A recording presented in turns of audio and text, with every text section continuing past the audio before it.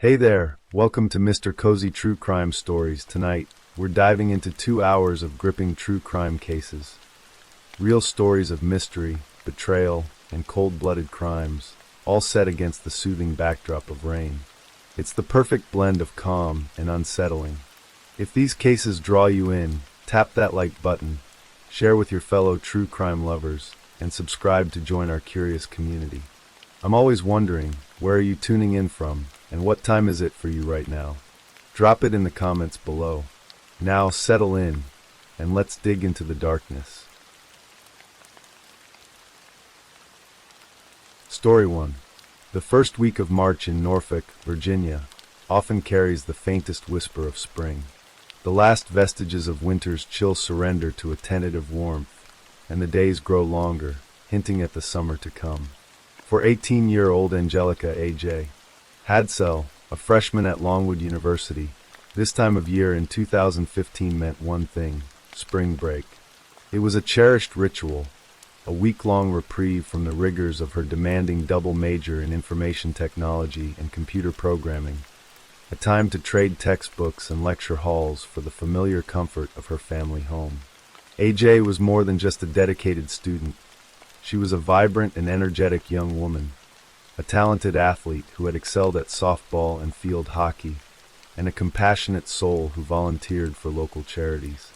Her return home was a source of joy for her mother, Jennifer, and her younger sisters.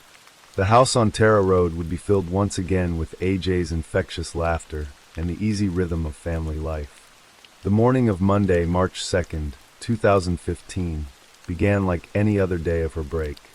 Jennifer and her husband, Wesley Hadsell, AJ's stepfather who had adopted her, spoke with AJ around 7 a.m. before heading to work. A neighbor saw her briefly, driving her car toward the family home a little later. It was the last confirmed sighting of her alive. The day was hers to enjoy, a blank canvas of freedom before the structure of university life reclaimed her. She had plans, the simple, unstructured plans of a teenager at leisure. She was in the middle of her laundry, a mundane task that spoke of the ordinary rhythm of her day. Her favorite music drifted through the house from a Bluetooth speaker, a soundtrack to her brief homecoming. When Jennifer returned from work that evening, a cold sense of unease crept over her. The house was quiet, too quiet. The music was still playing, an eerie echo in the sudden stillness. A pile of laundry was sitting half-folded, as if interrupted mid-task. AJ's wallet and keys were on the counter, and her car was parked outside. But AJ was gone. A frantic search of the house yielded no clues, only a growing knot of dread in Jennifer's stomach. This was not like AJ at all. She was responsible, always in touch. Her unannounced absence, leaving behind her most essential possessions, was a blaring alarm. The hours ticked by, each one amplifying the family's terror. Panic set in. Jennifer's calls to AJ's phone went straight to voicemail. By the end of the night, the family's frantic worry had coalesced into a single, terrifying certainty. Something was terribly wrong. They reported her missing to the Norfolk Police Department, and with that phone call, their world began to unravel. In the immediate aftermath of AJ's disappearance, one figure emerged as the public face of the family's anguish. Her stepfather, Wesley Hadsell. To the outside world, and to the television cameras that soon descended on their quiet neighborhood, he projected the image of a devastated but determined father. He was a man on a mission, channeling his grief into action. He organized search parties, leading dozens of volunteers through local parks and wooded areas, his voice hoarse from calling her name. He gave impassioned interviews to news reporters, his face a mask of sorrow and desperation, pleading for his daughter's safe return. "We just want our daughter home," he would say, his voice cracking with emotion. He seemed to be a man crumbling under the weight of a parent's worst nightmare, yet refusing to surrender to despair. Wesley was not just a grieving father. He presented himself as a proactive investigator, a man willing to do whatever it took to bring AJ home. He told police and the media that he believed his stepdaughter had been abducted, and he hinted darkly that he knew who was responsible. He began to point fingers, directing suspicion toward one of AJ's friends, a young man named Corey French, whom she had briefly dated in middle school. Wesley described French to investigators as obsessive, planting a seed of doubt about the young man's character. He was weaving a narrative, casting himself as the heroic father fighting against a faceless evil, and casting French as the potential villain in this unfolding tragedy. To a community desperate for answers, Wesley Hadsell appeared to be the only one making any progress, a lone warrior battling the darkness that had swallowed his daughter. But beneath this carefully constructed facade of the grieving parent, a much more sinister reality was beginning to surface. Wesley's behavior, initially seen as the frantic actions of a desperate father, began to seem erratic and bizarre to investigators. His obsessive focus on Corey French felt less like a genuine lead and more like a deliberate misdirection. The first tangible clue in the case seemed to support his theory, but in a way that raised more questions than it answered. A friend of AJ's found a piece of her torn debit card on a roadside near French's house. It was a strange discovery, but it was what happened next that shifted the focus of the investigation dramatically. Wesley's attempts to frame Corey French escalated from insinuation to direct action. He told another of AJ's friends, Andre Barr, that he believed French had AJ's softball jacket and coached Barr on where to look for it inside French's house. Barr later told police he saw the jacket at French's place, and when police executed a search warrant, they indeed found it. For a moment, it seemed Wesley's suspicions were correct, but the police were growing wary. How did Wesley seem to know exactly where to find these crucial pieces of evidence? When questioned, Wesley admitted he had broken into Corey French's home himself. He claimed he had been searching for AJ or any proof of her whereabouts and had found the jacket hidden behind a sofa. He justified his illegal entry by saying he feared the police wouldn't act quickly enough and that he didn't report his discovery himself because he was afraid of being charged with breaking and entering. This confession was a turning point. Instead of implicating French, Wesley had implicated himself. The act of breaking into the house and planting the jacket was a desperate, clumsy attempt at deception that backfired spectacularly. Investigators began to look at him not as a cooperator, but as a primary suspect. They questioned his motives. Why was he so determined to frame a young man? What was he trying to hide? Every piece of evidence that had been discovered since AJ's disappearance, the debit card, the jacket, could be traced back to Wesley Hadsell. The image of the devoted, grieving father began to crack, revealing something much darker underneath. The man who had been the public face of the search for AJ was now at the center of the investigation into her disappearance. With suspicion now firmly fixed on Wesley, investigators began to peel back the layers of his life, and what they found was alarming. The 40-year-old was no stranger to law enforcement. He had a lengthy and serious criminal history, with past convictions for bank robbery, breaking and entering, and burglary, as well as known gang affiliations. This was not the man the public saw on their television screens. Furthermore, his home life was not the picture of stability he projected. Just before AJ disappeared, her mother, Jennifer, had discovered the extent of Wesley's drug use and had kicked him out of the family home. He had been living in a cheap motel nearby, his life spiraling out of control. This new context painted his actions in a terrifying new light. His public performances for the news cameras now seemed like a calculated act of manipulation. His attempts to frame Corey French looked like a desperate ploy to divert attention from himself. On March 21st, just weeks after AJ vanished, Wesley Hadsell was arrested, but not for her murder. The charges were for obstruction of justice, breaking and entering, and possession of ammunition by a felon, all stemming from his illegal entry into Corey French's home. The arrest sent shockwaves through the community that had rallied around him. The man who had led their searches and tearfully pleaded for help was now in a jail cell, his credibility shattered. The most damning evidence, however, was yet to come. It was not found in a suspect's home or through a witness's testimony, but through the silent, digital footprints Wesley had unknowingly left behind. Investigators obtained his cell phone records, which revealed a chilling timeline. On March 2nd, the day AJ disappeared, and into the early morning of March 3rd, Cell tower data showed that his phone and AJ's phone were pinging from the same towers, traveling together in a synchronized path away from Norfolk. This directly contradicted his accounts of his whereabouts and suggested he was with AJ, or at least had her phone, during the critical hours after she vanished. But the nail in his coffin was a piece of technology he had placed in his own work van, a GPS unit. Police obtained a warrant for the data, and it laid out a precise, irrefutable map of his movements in the days following AJ's disappearance. The GPS logs showed his van traveling to various locations, most of which he could explain. But one trip stood out. On March 4th, 2 days after AJ was last seen, the GPS tracked his van to a remote, desolate location in Southampton County, about 50 miles from Norfolk, right on the border with North Carolina. The van had stopped at an abandoned, dilapidated house, far from any of his known work sites or personal contacts. There was no legitimate reason for him to be there. For investigators, it was a sudden, sickening moment of clarity. They knew where they had to look. On April 9, 2015, more than a month after AJ Hadsell vanished from her home, a team of investigators descended on the abandoned property pinpointed by the GPS data. The air was heavy with foreboding as they began to search the overgrown and decaying site. In the backyard, near a crumbling shed, an officer named Benjamin noticed a large, weathered piece of plywood lying on the ground.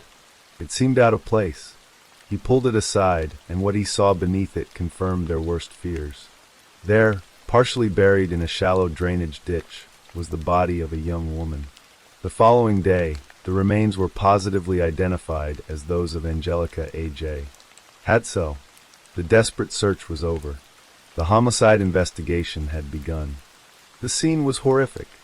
A.J. was found lying face down, and her pants had been pulled down around her ankles, a detail that strongly suggested a sexual assault had occurred, though the condition of her body made it difficult to confirm definitively.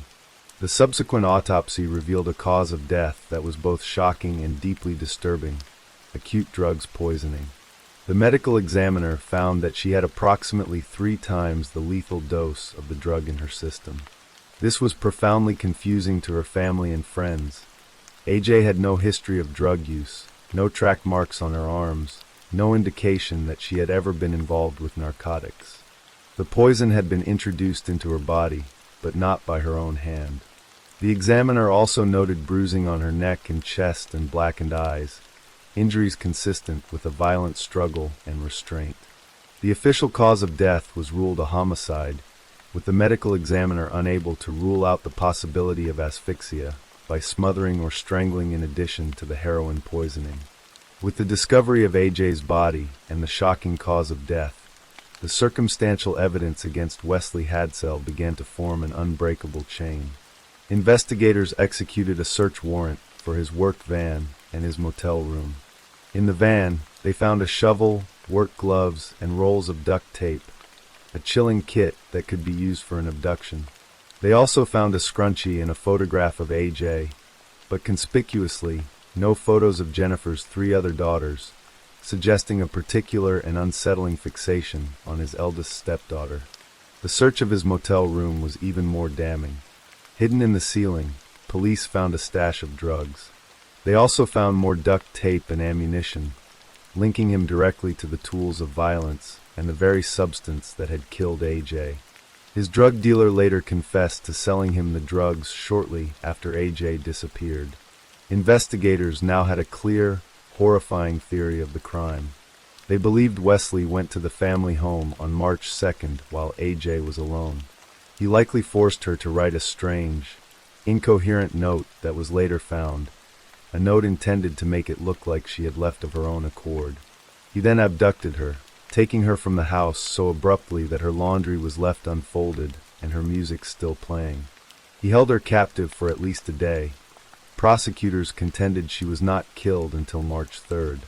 At some point during this terrifying ordeal, they believe he violently restrained her and then, in an act of unimaginable cruelty, forced a lethal dose of drugs into her body. He then used her phone to send misleading text messages to her family to create confusion and delay the investigation. Finally, on March 4th, guided by the cold precision of his van's GPS, he drove her body to the desolate property in Southampton County and buried her in a shallow grave, hoping the secrets of his monstrous acts would be buried with her. Despite the mountain of evidence, the wheels of justice turned agonizingly slow.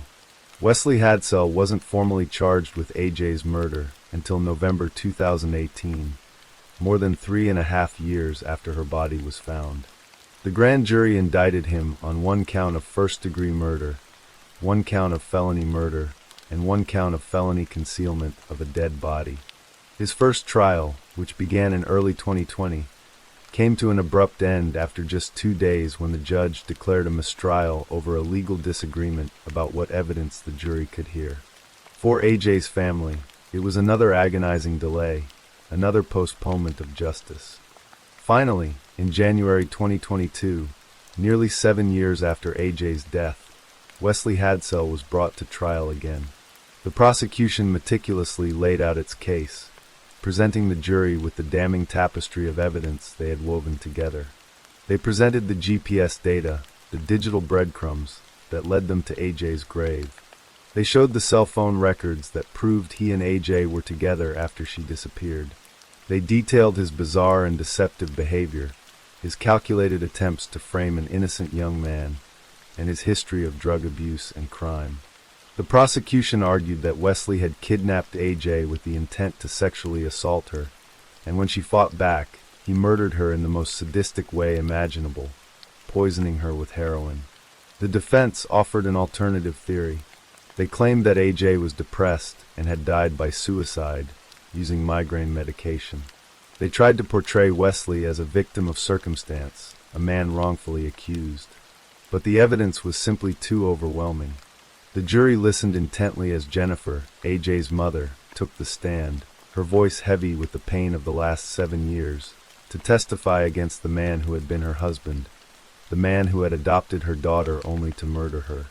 After deliberating, the jury returned with its verdict. They found Wesley Paul Hadsell guilty of first-degree murder and concealing a dead body. He was sentenced to life in prison, with an additional 15 years for the concealment charge. Throughout the entire ordeal, from his arrest to his conviction, Wesley Hadsell never wavered from his claim of innocence. Even as he was led away to spend the rest of his life behind bars, he maintained the lie he had constructed from the very beginning.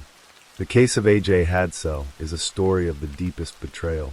It is the story of a wolf in sheep's clothing, a predator who hid in plain sight, exploiting the trust and love of a family to commit an unspeakable act of violence.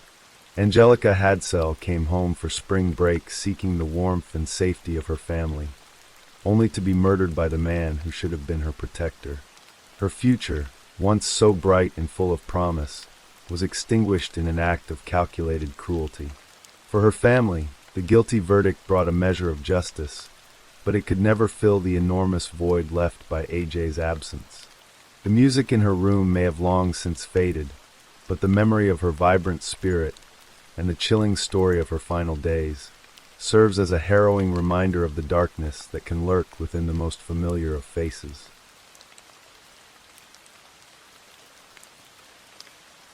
Story 2. In the summer of 2012, in the sprawling, sunlit city of Toronto, a young woman named Laura Babcock vanished so completely that for years afterward, not even her body could be found. She was 23 years old, a graduate of the University of Toronto, a daughter, a friend, a woman who loved her dog and who carried, beneath a warm and generous exterior, wounds that had never quite healed. Her disappearance would eventually unravel into one of the most disturbing criminal cases in recent Canadian history, a story of jealousy, cruelty, and a chilling absence of remorse that would take 5 long years to resolve in a courtroom, and that even then would leave her family without the one thing they wanted most, to bring her home. Laura Babcock grew up in a loving household, but she battled something invisible to most of the people around her. Since childhood, she had wrestled with anxiety, an overwhelming fear of mortality that seemed to shadow her even in her brightest moments, and a persistent sense that she did not quite belong anywhere. She earned her degree from one of the country's most respected universities, a genuine accomplishment that spoke to a sharp and capable mind. But her life after graduation did not follow the tidy trajectory many of her peers found. She struggled to hold a footing in the adult world. She drifted between friends' apartments, uncertain employment, and a string of relationships that offered little stability. In the months before she disappeared, she had begun working as an escort, a fact that would later surface in court not as a moral judgment, but as a fragment of the desperate scaffolding she had built to survive. She was a young woman who felt unloved and unmoored, even as she was surrounded, at times, by people who cared for her. It was into this fragile period of her life that Dellen Millard entered, and with him, a chain of events that would end in tragedy. Dellen Millard seemed, from the outside, to be the last person capable of violence. Born in 1985 to a wealthy Toronto family, he was the only child of Wayne Millard, a pilot, and Madeline Burns, a former flight attendant. His grandfather Carl had founded Millard Air, an aviation company that gave the family both fortune and a certain gilded reputation. Dellen had been something of a prodigy in his own right. At just 14 years old, he set a world record as the youngest person ever to fly both a helicopter and a fixed-wing airplane solo on the same day. By adulthood, he owned a portfolio of properties that would have been the envy of men twice his age, including a home in Etobicoke worth over $1 million, a 100-acre farm in the countryside near the town of Ayr, and a luxury condominium in Toronto's fashionable distillery district. He had money, charm, and an aura of effortless success. What he did not have, it would later become clear, was a conscience that matched his privilege. Sometime before Laura's disappearance, she and Dellen had become romantically involved. But Dellen was, at the same time, in a relationship with another young woman, Christina Nudga. The result was a love triangle, quiet and corrosive, playing out in text messages and late-night meetings, in which Laura increasingly became, in the eyes of Dellen and his girlfriend, a complication that needed to be removed.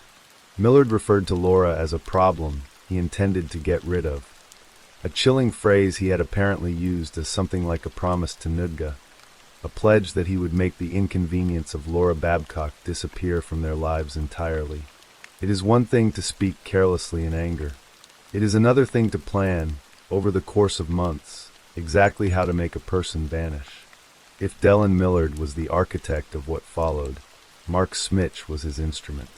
Where Millard had grown up amid inherited wealth, Smitch came from a modest, middle-class background, and by his mid-20s he had already accumulated a criminal record of minor offenses, drug possession, driving while impaired, and failures to appear in court. He supported himself selling drugs and cigarettes, picking up occasional work in Millard's aircraft hangar. The two men had met around 2006, and friends who watched their friendship develop described it in unflattering, almost tragic terms. Mark worshipped Dell, but Dell, for his part, seemed to hold him in something closer to contempt. Still, by 2011 the two had grown inseparable, and by 2012 Smitch and his girlfriend Marlena Menezes were living in the basement suite of the Millard family home. Around the same time, Millard began inviting Smitch and a handful of others on what he called missions, nighttime excursions to steal construction equipment, lawnmowers, even fully grown trees. Expeditions undertaken not out of financial need, but, as one friend put it, purely for the thrill of it. It was a partnership built on an unequal devotion, one man's need to be needed feeding another man's appetite for control. That imbalance would prove lethal. The exact final hours of Laura Babcock's life remain, even now, a matter of forensic reconstruction rather than certain record. Laura was believed to have gone to Millard's home on either the 3rd or 4th of July 2012, and it was there, prosecutors argued, that she was killed.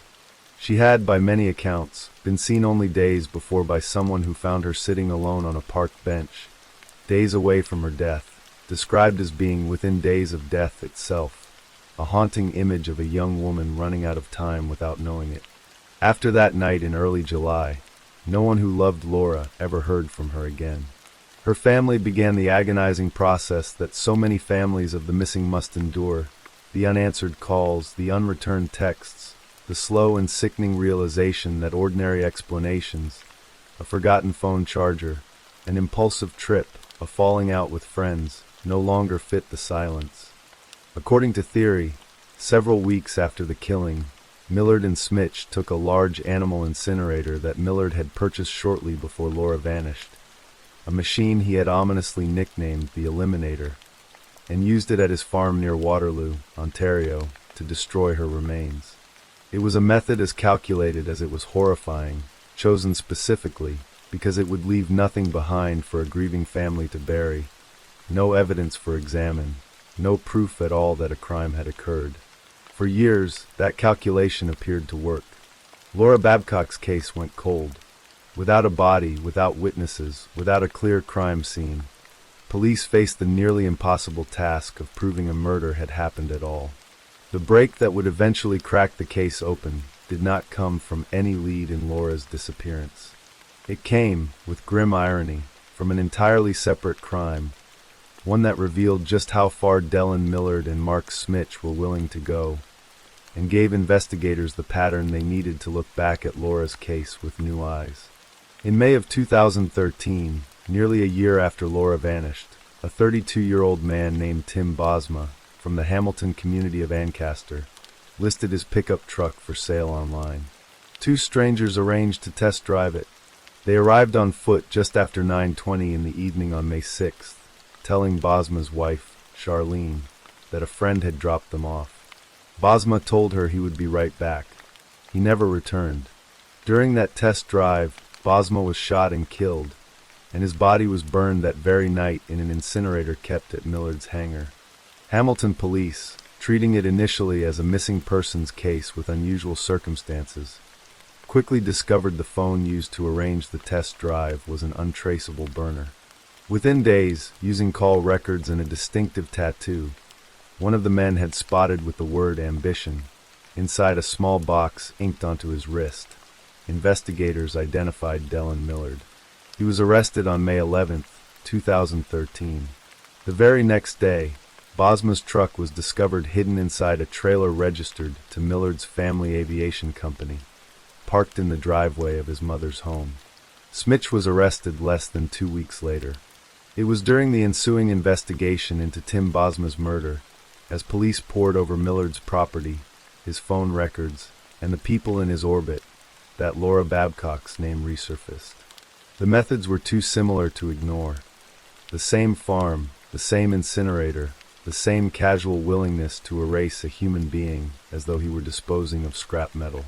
What had been a cold missing persons file became, once again, an active murder investigation.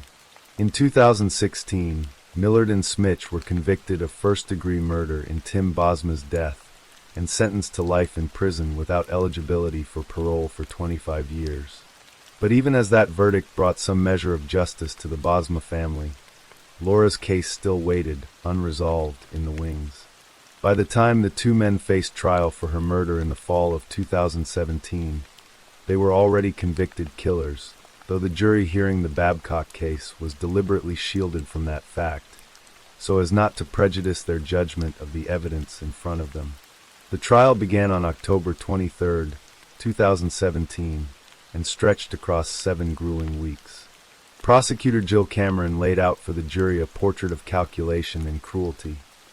That Laura Babcock had become, in Millard's own words, an obstacle to his relationship with Christina Nudga, and that both men had planned her murder over a period of months before carrying it out. There was no body to present as evidence, no crime scene photograph of a corpse, none of the grim physical proof that most murder trials rely upon. Instead, the Crown built its case from circumstantial evidence.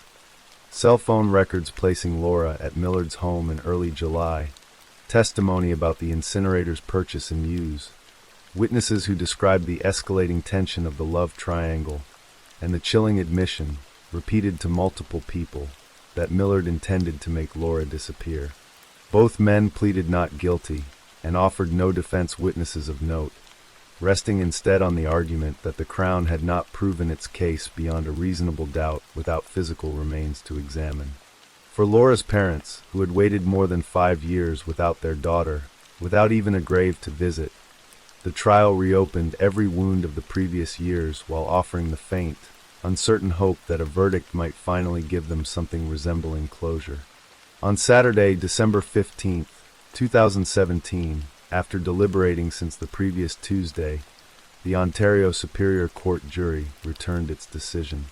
Both Dellen Millard and Mark Smitch were found guilty of first-degree murder in the death of Laura Babcock.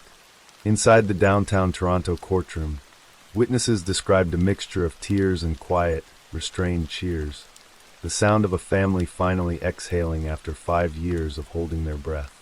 It was not joy exactly. As one report from the day noted, the verdict brought Laura's grieving parents justice, but very little joy, because no verdict, however certain, could undo what had happened to their daughter or return her to them.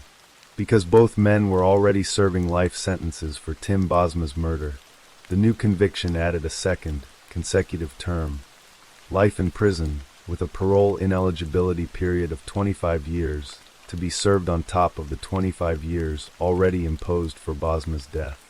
Combined, it meant Millard and Smitch would not become eligible for parole until they had served a minimum of 50 years behind bars, placing their earliest possible release no sooner than the year 2063.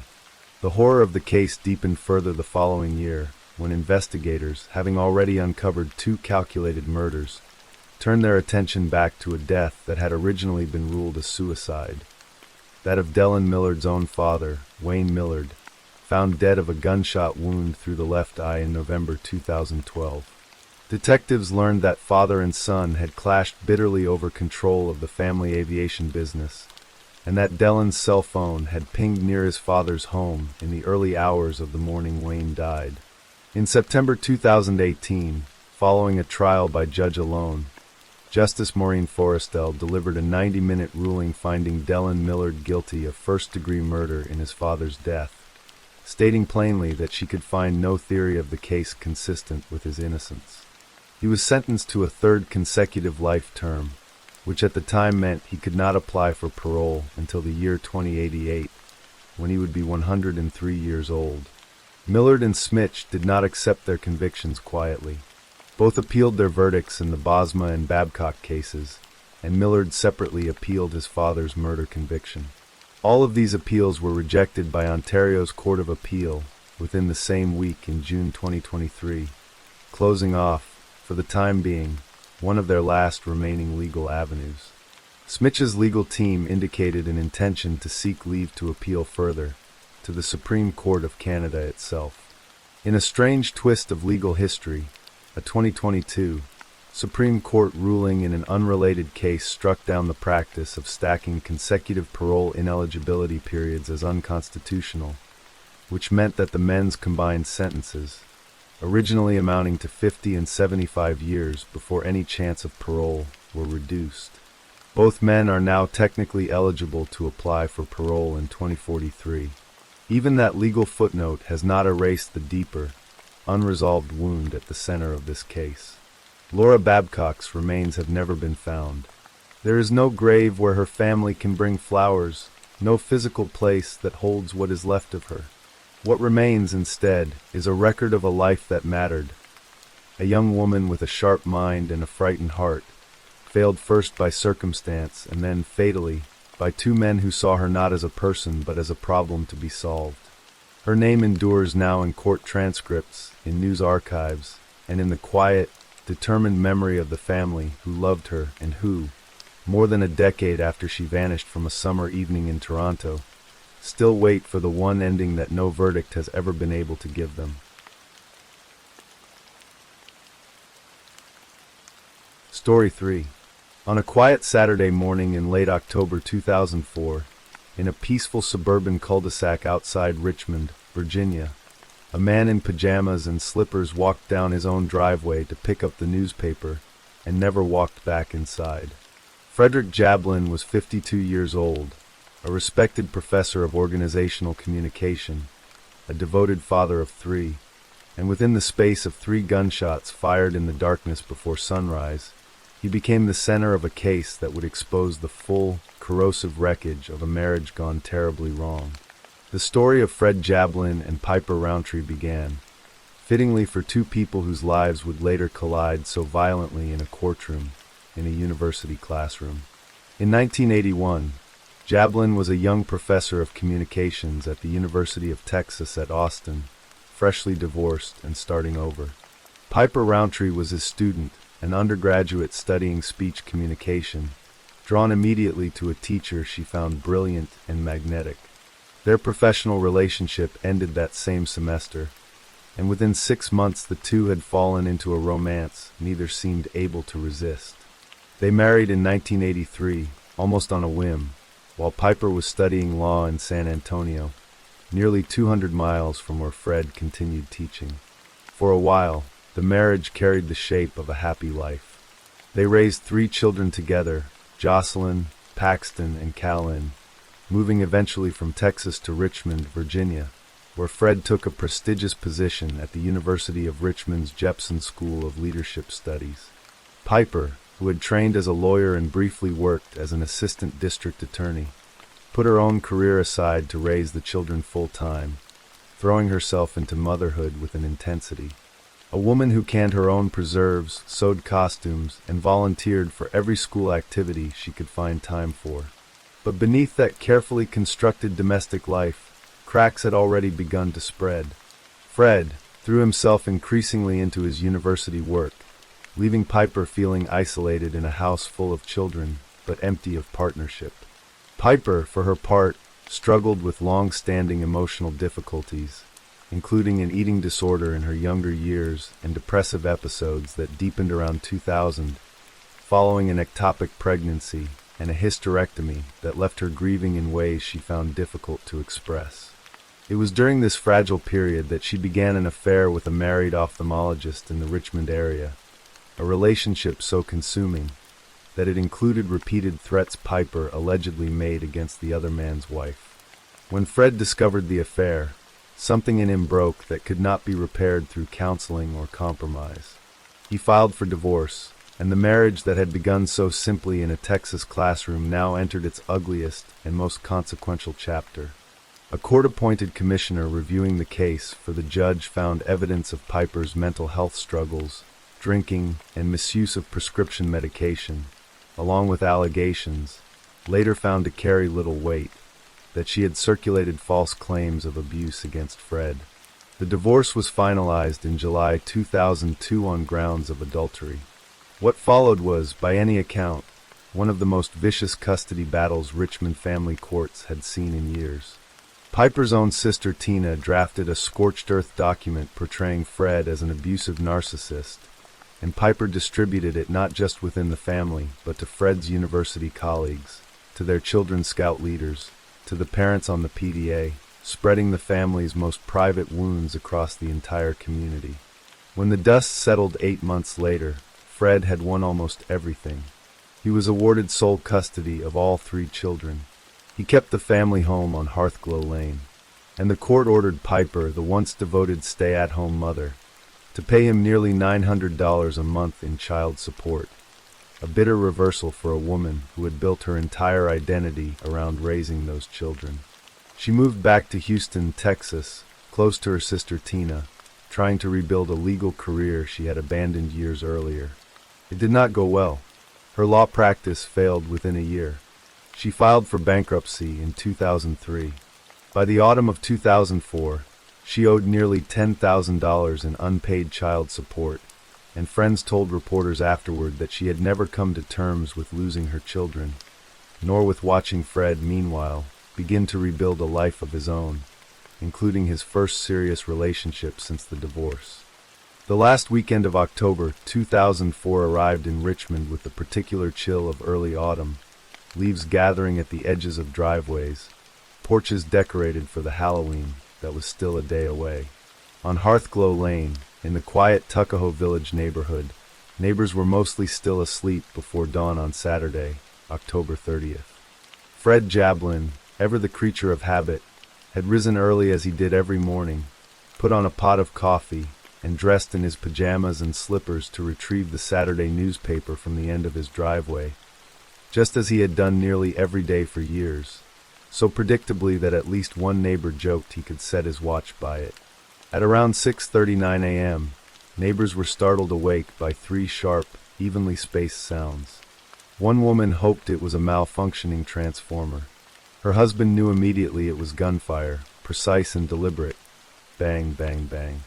Another neighbor, Bob McCardle, rushed to his window and glimpsed a lone figure sprinting away down the darkened street, too indistinct in the pre-dawn gloom to identify by build or gender. He called 911. Police arrived within minutes, shined their flashlights across yards and tree lines, found nothing suspicious, and left, chalking the noise up perhaps to hunters or a passing car.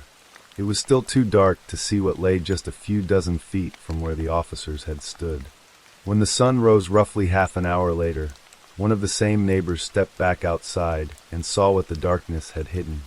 Fred Jablin lay face down in his own driveway, beside his parked Ford Explorer, still dressed in his pajamas and slippers, the newspaper he had gone out to retrieve lying untouched nearby. He had been shot twice, once in the arm, once in the back, with a .38 caliber revolver, and the medical examiner would later conclude he could not have survived more than a few minutes after the shots were fired. Upstairs in the house, his 3 children, ages 8, 12, and 15, slept through the sound of their father's murder, waking that Saturday morning to find their world irrevocably altered. Detective Kobe Kelly of the Henrico County Police arrived to a scene that offered almost nothing to work with. There was no forced entry, no ransacked house, no indication of robbery. The newspaper lay undisturbed at the end of the drive, meaning whoever did this had struck before Fred could even reach it, suggesting the shooter had known his routine well enough to lie in wait. It did not resemble a random act of violence. It looked, from the very first hours, like something far more calculated, the work of someone who knew this quiet street, knew this man scheduled down to the minute, and had chosen this specific morning with purpose. Detective Kelly sent investigators to the University of Richmond to check for professional conflicts or threats. They found none. Fred was, by every account gathered from colleagues and students, deeply respected, gentle, devoted to his teaching. But when investigators began speaking with neighbors and with a former nanny who had cared for the Jablin children, a single name kept surfacing, again and again, with quiet insistence: the ex-wife.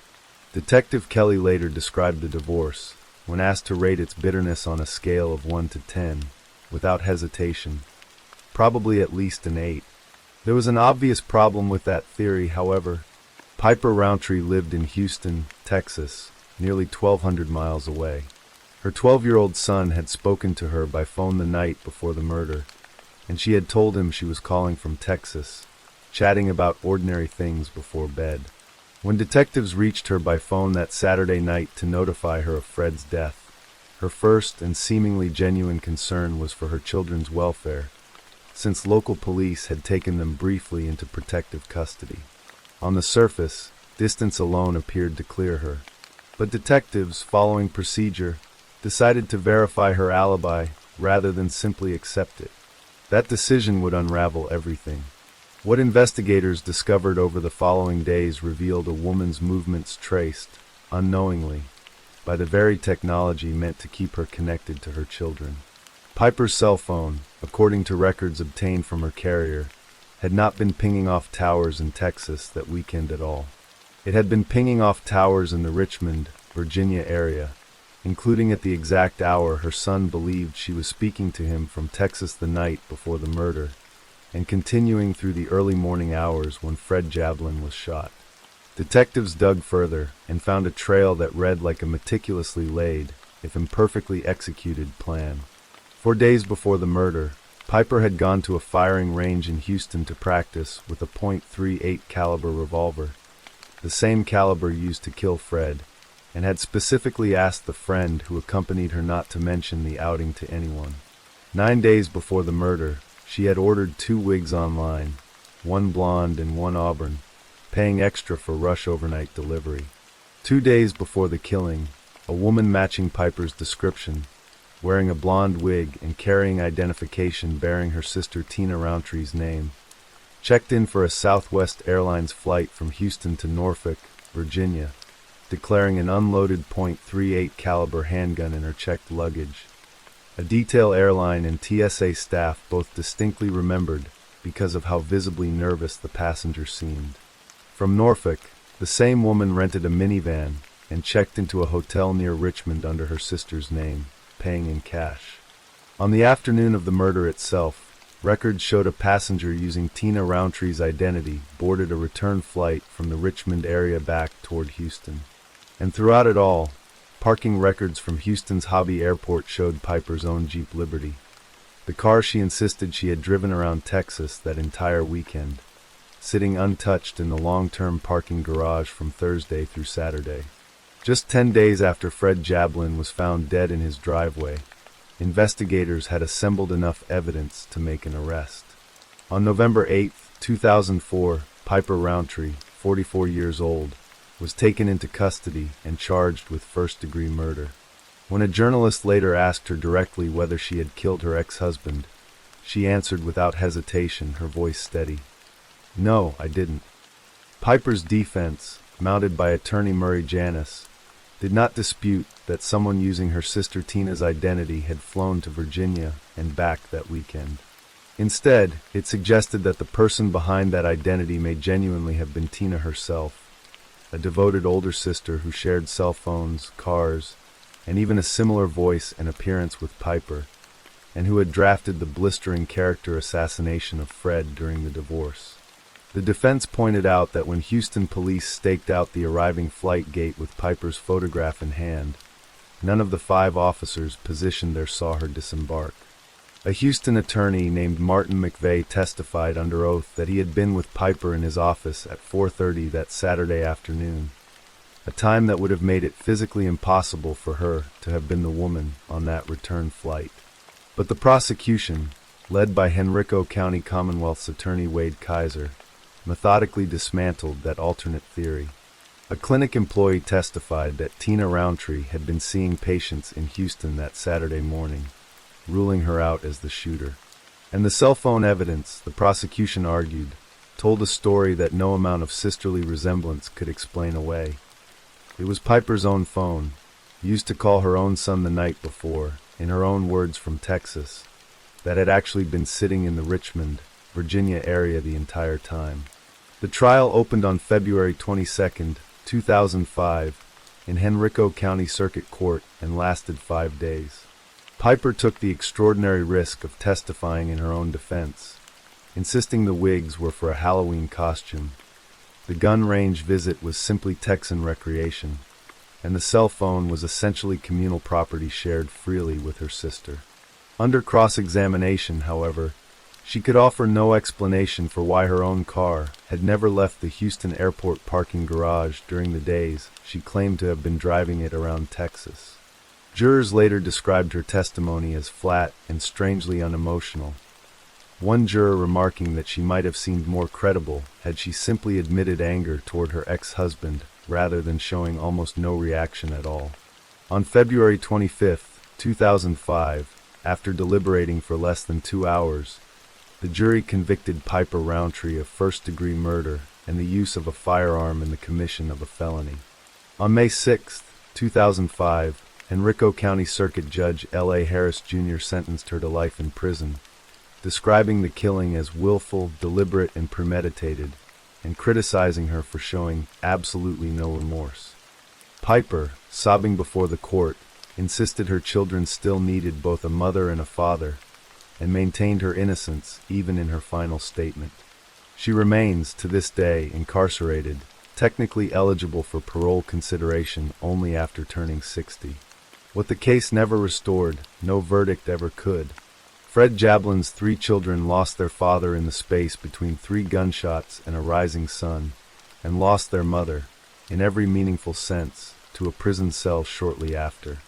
Custody of Jocelyn, Paxton, and Callan passed to Fred's brother Michael, who raised them alongside his own family in Northern Virginia. At the close of the trial, Michael Jablin told reporters gathered outside the courthouse a single, unadorned truth that captured everything the case had cost. Nobody wins in this. My brother's children are all losers in this. Story 4. The autumn air in Melvindale, Michigan, carried a crisp edge in late September 2018, the kind that whispered of changing seasons and quiet routines settling into the rhythm of evening. David Carter, a 39-year-old father with a warm smile and a steady job at a local auto parts supplier, stepped through the door of the modest home he shared with his girlfriend on Clarion Avenue. The house was unassuming, a single-story brick dwelling in a neighborhood where families raised children amid the hum of nearby factories and the distant roar of I-75. David, with his broad shoulders and easy laugh, had built a life centered on his teenage son, DJ, whom he doted on with weekend fishing trips and heartfelt talks about the future. He was the kind of man who fixed things, cars at work, leaky faucets at home, and broken spirits with a listening ear. That night, as he returned from his shift, he had no inkling that the woman waiting inside, Tamara Renee Williams, known to friends as Tammy, harbored a darkness that would unravel everything in a single, irreversible act. Tamara, at 40 years old, presented a facade of poise and ambition. Standing 5 feet 5 inches tall with a sturdy build weighing around 190 pounds, she had black hair that she often styled neatly, framing her brown eyes that could shift from welcoming to guarded in an instant. A large tattoo of blooming roses adorned her left shoulder, a vivid mark of her personality, beautiful on the surface but hiding thorns beneath. She worked as a phlebotomist, drawing blood in medical clinics with a professional touch that earned her trust from patients and colleagues alike. Before that, she had dabbled as a travel agent, booking flights and dreams for others while her own life seemed a patchwork of connections across cities like Brooklyn, New York, and Atlanta, Georgia. Tamara was deeply involved in the Order of the Eastern Star, a fraternal organization tied to the Freemasons, where she found a network of support and secrecy, attending meetings that bolstered her sense of belonging. To those around her, she was Tammy, outgoing, resourceful, the girlfriend who cooked meals and shared laughs with David. But beneath that veneer lay tensions in their relationship, arguments over money, perhaps, or the strains of blending families that simmered unspoken, building toward a breaking point. David's family knew him as the rock of their world. His father, Elton Carter, a retiree with a gentle demeanor, often recalled how David would light up a room, cracking jokes that eased the weight of daily hardships. Elton lived nearby, in a home filled with photos of David from boyhood, gap-toothed grins evolving into the confident smile of a man proud of his role as a provider. David's sister, Tasia Carter Jackson, shared that bond, describing her brother as kind-hearted and hard-working, always putting family first. He had navigated life's curveballs, a divorce that left him raising DJ alone, financial pressures from supporting his son, yet emerged with optimism intact. DJ, then a teenager navigating high school, idolized his father, relying on him for guidance through adolescence's uncertainties. The Carters were close-knit, gathering for holidays and barbecues, where David's laughter rang out like a familiar melody. Melvindale, a working-class enclave in Wayne County just outside Detroit, suited their grounded lives, its streets lined with modest homes and the occasional flicker of porch lights signaling neighborly vigilance. As evening deepened on September 29, 2018, the house on Clarion Avenue fell into an uneasy quiet. David, tired from his day, might have kicked off his boots in the entryway, the scent of motor oil still clinging to his clothes. Tamara, home from her shift, moved about the kitchen with purposeful steps, perhaps preparing dinner or folding laundry, mundane acts that masked the storm brewing within her. Their relationship, which had blossomed over shared interests in community events and quiet evenings, had frayed at the edges.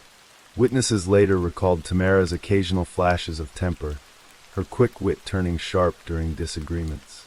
David, ever the peacemaker, would diffuse tensions with humor, but on this night, something tipped the balance. An argument escalated, voices rising behind closed doors, the words lost to the neighborhood's evening hush. In a moment of rage or desperation, Tamara reached for a handgun, perhaps one kept in the home for protection, and fired a single shot into David's head. The crack echoed briefly, then silence, as his body slumped to the floor, life extinguished in an instant. Panic gripped Tamara as the reality settled. David's lifeless form lay there, a testament to her impulse, blood pooling on the linoleum. Rather than call for help, she chose concealment, her mind racing through options shaped by her travel-savvy background and fraternal ties. With calculated detachment, she dragged his body to the bathroom, where the tub became an impromptu workspace. Using a kitchen knife, the kind with a serrated edge for slicing vegetables, she began the gruesome task of dismemberment. The blade sawed through flesh and bone, the air thick with the metallic tang of blood and the labored rhythm of her breaths. It took hours, her hands steady from years of precise work drawing blood, but the emotional toll gnawed at her, sweat beading on her forehead, the rose tattoo flexing with each cut. Wrapped portions in plastic bags, and cleaned the scene as best she could, bleach masking the evidence of violence. By dawn, David's remains were bagged, ready for disposal far from the home they shared. Under the cover of night, Tamara loaded the bags into her car, the weight of her secret pressing down. She drove south on I-75, the interstate stretching like a ribbon through Ohio's flatlands, passing Toledo and heading toward Findlay. Near Hancock County, around mile marker 159, she pulled over at rest stops and rural shoulders, flinging the bags into ditches and wooded edges. The highway, busy with truckers and commuters even at odd hours, offered anonymity.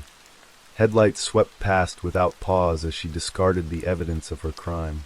Each toss lightened her load but deepened the void, David's fragmented body now scattered like discarded refuse along the route. By morning, she was back in Michigan, or perhaps already fleeing further, her phlebotomist's uniform swapped for travel clothes, her mind plotting an escape aided by her extensive network. David's absence rippled outward almost immediately. DJ, expecting his father to wake him for school, found the house eerily still. He called Tasia, his voice edged with worry. "Aunt Tasia, Dad didn't come home last night." Tasia, at her own home in the Detroit suburbs, felt a chill. David was reliable, the type to call if delayed. She drove over, finding the house unlocked, lights on, but no sign of her brother. The air felt wrong, a subtle disarray. A tipped chair, faint stains on the floor hastily wiped. Tasia dialed David's phone repeatedly, each unanswered ring tightening the knot in her stomach. She contacted Elton, who arrived with a father's quiet dread, his hands trembling as he searched the garage and backyard. Where could he be? Elton murmured, his mind flashing to worst-case scenarios born of a lifetime in a city where disappearances weren't uncommon. Word spread through the family like wildfire. DJ's school notified, friends canvassed. Posters soon dotted telephone poles in Melvindale, David's photo smiling from flyers. Missing, David Carter, 39, last seen September 29th. The community rallied, neighbors organizing searches along local parks and the Rouge River, their flashlights cutting through the dusk as volunteers called his name. Tasia reached out to Tamara, leaving voicemails laced with concern. "Tammy, if you've seen David, please call us." Tamara's response was evasive, claiming she hadn't seen him in days, her voice steady but her words hollow. To Tasia, it rang false. This was a couple who texted constantly, shared meals daily. Suspicion flickered, but grief overshadowed it initially. The Melvindale Police Department opened a missing person case, detectives like those from the Wayne County Sheriff's Office knocking on doors, interviewing co-workers who described David as punctual and devoted. 5 days later, horror unfolded along I-75 in Ohio. A highway worker near Findlay spotted dark bags in a ditch, their plastic taut and ominous. Curious, he peered inside, recoiling at the sight. Human remains, severed and decomposed slightly in the September warmth. State troopers descended, the scene cordoned off as forensics teams worked under floodlights. Over the next hours, more bags surfaced nearby, piecing together a gruesome puzzle. Torso, limbs, head, all matching a single adult male. Dental records and fingerprints confirmed the unthinkable, David Carter. The discovery stunned investigators. The brutality suggested intimate knowledge, a personal vendetta. Melvindale PD linked it swiftly, the timeline aligning with David's vanishing. Ballistics later revealed a single gunshot wound to the head, execution style, corroborating the intimate nature of the crime. Tamara's facade cracked under scrutiny. When police visited the Clarion Avenue home, she was gone, vanished like a ghost, her belongings sparse, drawers half empty. Neighbors recalled seeing her car pull away abruptly days after David's disappearance, heading south. Phone records showed calls to contacts in New York and Georgia, her Eastern Star affiliations providing a web of potential safe havens. Detectives pieced together her flight. Mid-October 2018, she crossed state lines, perhaps to Brooklyn where family ties ran deep, or Atlanta's bustling anonymity. Her travel agent background equipped her for evasion, fake IDs, bus tickets, cash withdrawals leaving no trail. The house yielded clues: trace blood under the tub, a missing knife from the kitchen block, David's wallet untouched on the dresser, suggesting no robbery but calculated murder. On December 20th, 2018, Wayne County's 24th District Court issued a felony warrant for Tamara Renee Williams. First-degree homicide, disinterring a dead body, tampering with evidence. The charges painted a portrait of cold deliberation, the dismemberment a desecration beyond the killing itself. U.S. Marshals joined the hunt, elevating the case to major status in 2021, their fugitive task force scouring databases for pings, airport cams, hotel registries, social media shadows. A $10,000 reward launched, escalating to $25,000 by 2023 when Tamara topped the 15 most wanted list. U.S. Marshals Director Ronald L. Davis decried the heinous, brutal crime, urging tips to their 24-hour line. The manhunt thrust the family into a limbo of agony. Elton, poring over news clippings in his living room, aged visibly, his once steady hands now clasped in prayer. "I just pray that whoever is helping her turns her in," his voice cracking with the weight of loss. Tasia became the family's voice, her interviews raw with emotion. "She not only shot my brother in the head but dismembered his body with a kitchen knife. She's a monster behind the mask." DJ, thrust into adulthood prematurely, grappled with the betrayal. His father's killer had shared their home, known their routines. The family attended Eastern Star events quietly, hoping to flush out leads, but Tamara's involvement there proved a shield, her sisters in the order bound by loyalty or fear. Community vigils honored David, balloons released at the highway site, but closure eluded them, the unsolved ache deepening with each passing year. Years blurred into a tense stalemate. By 2023, Tamara was 44, perhaps altering her hairstyle, dreads to straight, to evade recognition. Authorities warned she was armed and dangerous, her brown eyes potentially colder with time on the run. Elton's health faltered, the unresolved grief a silent thief. Tasia channeled it into advocacy, speaking at crime victim forums about the pain of limbo. DJ grew into manhood, honoring his father with a tattoo mirroring David's, a permanent reminder amid the void. Melvindale changed, new families on Clarion Avenue, the house repainted, but the scar lingered, a cautionary tale whispered in local bars. The Eastern Star connection loomed large. Did sisters shelter her, bound by oaths? Or had she severed those ties, wandering alone? The reward climbed, Crime Stoppers adding $1,000 anonymously. As 2025 dawned, the case remained open, a cold pursuit in a digital age. Tasia's words echoed. "Help us get justice, not just for David but for our mother who prayed for it nightly before she passed." Elton, Frilia now, clung to hope, scanning faces in crowds. The highway in Ohio, where bags once lay, became a memorial site, wildflowers growing over the ditch as nature reclaimed the horror. Tamara's whereabouts, Canada? The Caribbean, via her travel savvy, remained a mystery, her rose tattoo perhaps hidden under long sleeves in some distant clinic. The U.S. Marshals persisted, task forces raiding leads from Detroit to New York, their determination a beacon against despair. The human toll wove through every thread. David's murder wasn't just a crime. It shattered a family, leaving DJ fatherless, Tasia vigilant, Elton heartbroken. Tamara's flight prolonged the wound, her evasion a second betrayal. In the quiet of Melvindale nights, the wind along I-75 seemed to carry whispers of what-ifs.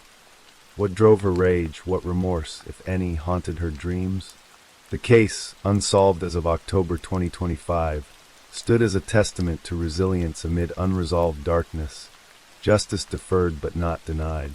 Families like the Carters waited, their pain a quiet force urging the world to look closer, to see the monster behind the smile. Story 5. The morning of March 16, 2012, broke over Morgan Hill, California, with the crisp, clean promise of a spring day. In the quiet, rolling hills of the Santa Clara Valley, life was stirring. For 15-year-old Sierra May Lamar, it was a day like any other, a Friday that marked the end of a school week. She was a typical teenager, navigating the currents of high school, friendships, and family. She had recently moved from her hometown of Fremont to live with her mother, Marlene, and her mother's boyfriend, a change that had unsettled her world. She missed her old friends, the familiar rhythms of her old life, and her father, Steve, with whom she was incredibly close. This unhappiness was a quiet undercurrent, a source of teenage angst that would, in the first terrifying hours of her disappearance, muddy the waters and offer a flicker of false hope that she had simply run away. Sierra was a burst of youthful energy. A cheerleader with a bright smile, she was known for her kindness and her vibrant spirit. She was 5 feet 2 inches, with long hair and a small mole on her neck. That morning, she went through the familiar rituals of getting ready for school. She chose her outfit, jeans and a black San Jose Sharks sweatshirt, a nod to the local hockey team. Just before 7 a.m., she posted a final, cheerful selfie to her Twitter account, a fleeting digital ghost of a smile that would soon become an icon of a tragedy. A friend texted her at 7:11 a.m., making plans to meet before class to go over homework. The message was sent, but the reply never came. Sierra Lamar walked out of her front door, into the pale morning light, and vanished from the face of the earth. Her route to the school bus stop was a lonely one, a short walk down a deserted country road flanked by fields and the occasional remote property. It was a path she had walked many times, a mundane journey that connected her suburban home to the wider world of school and friends.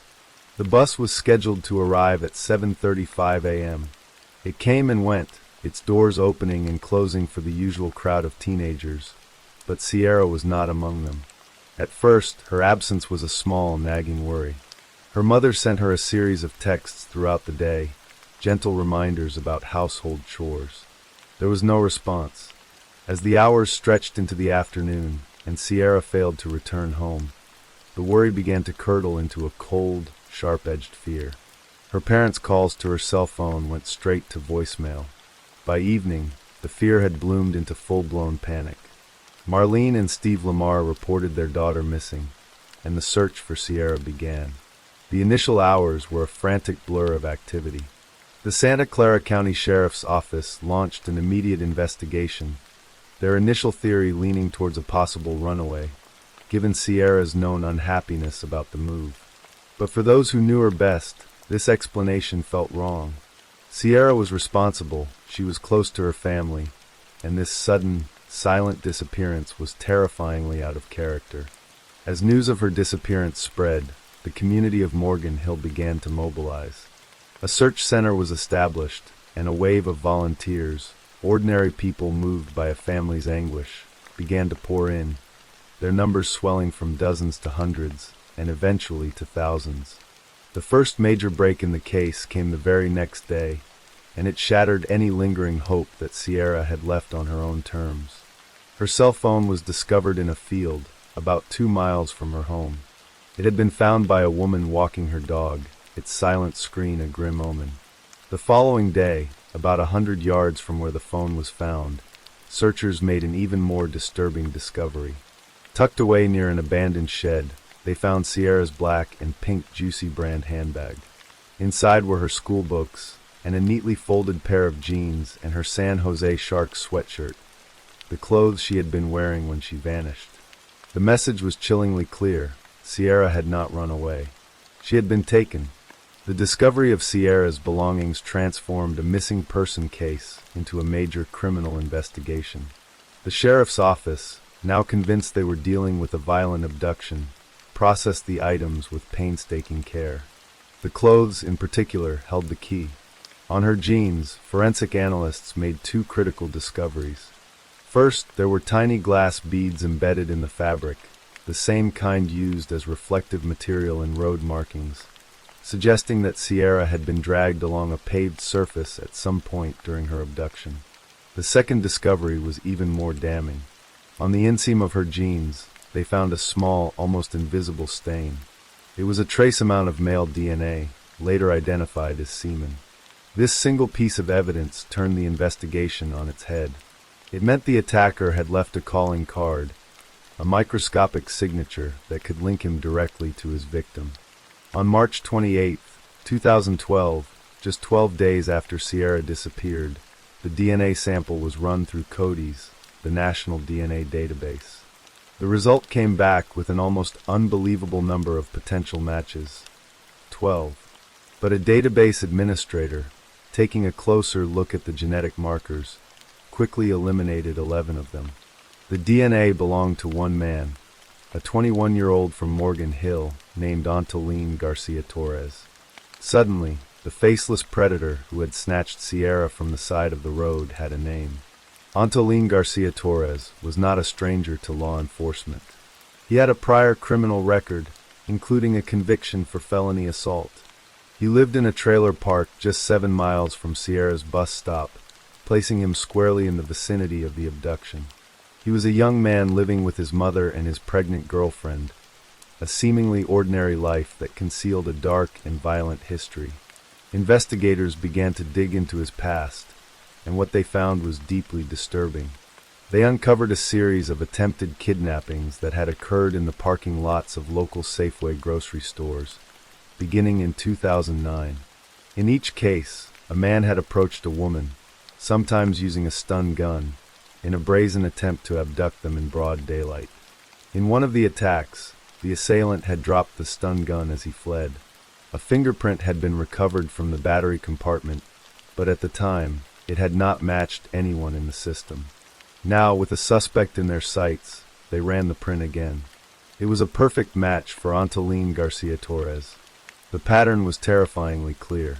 Garcia Torres was a serial predator who had been escalating his attacks, moving from failed attempts to a successful and likely fatal abduction. The net began to close. Detectives obtained surveillance footage from his trailer park. The grainy video showed his car, a red Volkswagen Jetta, leaving the property around 7 a.m. on the morning Sierra disappeared, just minutes before she would have left her home. When questioned, Garcia Torres was evasive. He claimed he had been fishing alone that morning, an alibi with no witnesses and no evidence to support it. Investigators seized his car, and it was there, in the quiet confines of the red Jetta, that they found the final, irrefutable proof of his guilt. On the inside of a door handle, they found a trace of Sierra's DNA. And in the trunk, entwined with a length of rough rope, they found a single long strand of her hair. On May 21, 2012, 2 months after Sierra's disappearance, Antolin Garcia Torres was arrested and charged with her kidnapping and murder.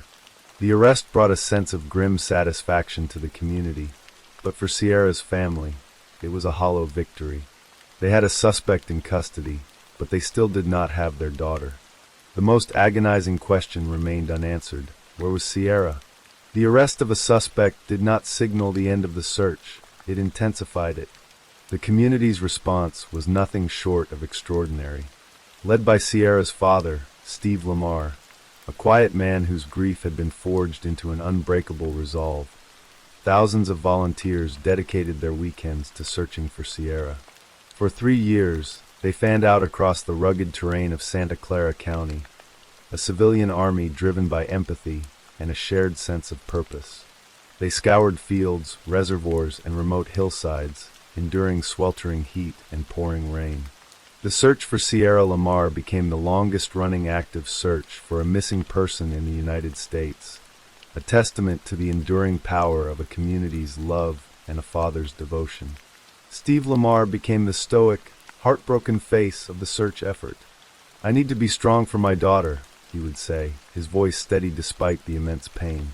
"And I need to be strong for all the volunteers." But the search was a grueling, emotionally draining ordeal. Every piece of discarded clothing, every patch of disturbed earth, brought a fresh wave of hope and a subsequent crash of despair. Through it all, Antolín Garcia Torres remained silent, a cold, indifferent wall against which a family's desperate pleas shattered. On March 14, 2015, 3 years after Sierra vanished, her family made the gut-wrenching decision to officially close the volunteer search center. It was an admission not of defeat, but of the painful reality that after thousands of hours and countless miles, they were no closer to finding her. "It didn't make sense to keep putting all these people through this," Steve Lamar said, the weight of his responsibility to the volunteers evident in his words. The search was over, but the fight for justice was just beginning. The trial of Antolín Garcia Torres began on January 30, 2017. It was a case built not on a body or a confession, but on a powerful, interlocking chain of circumstantial and forensic evidence. The prosecution, led by Deputy District Attorney David Boyd, had to convince a jury that Sierra Lamar was not just missing, but dead, and that the man sitting silently in the courtroom was her killer. The trial was a long and emotionally charged affair.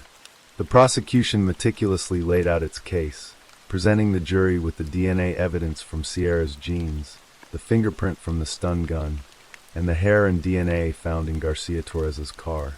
They called the women who had survived his previous abduction attempts to the stand, their testimony painting a chilling portrait of a predator who had been honing his craft for years.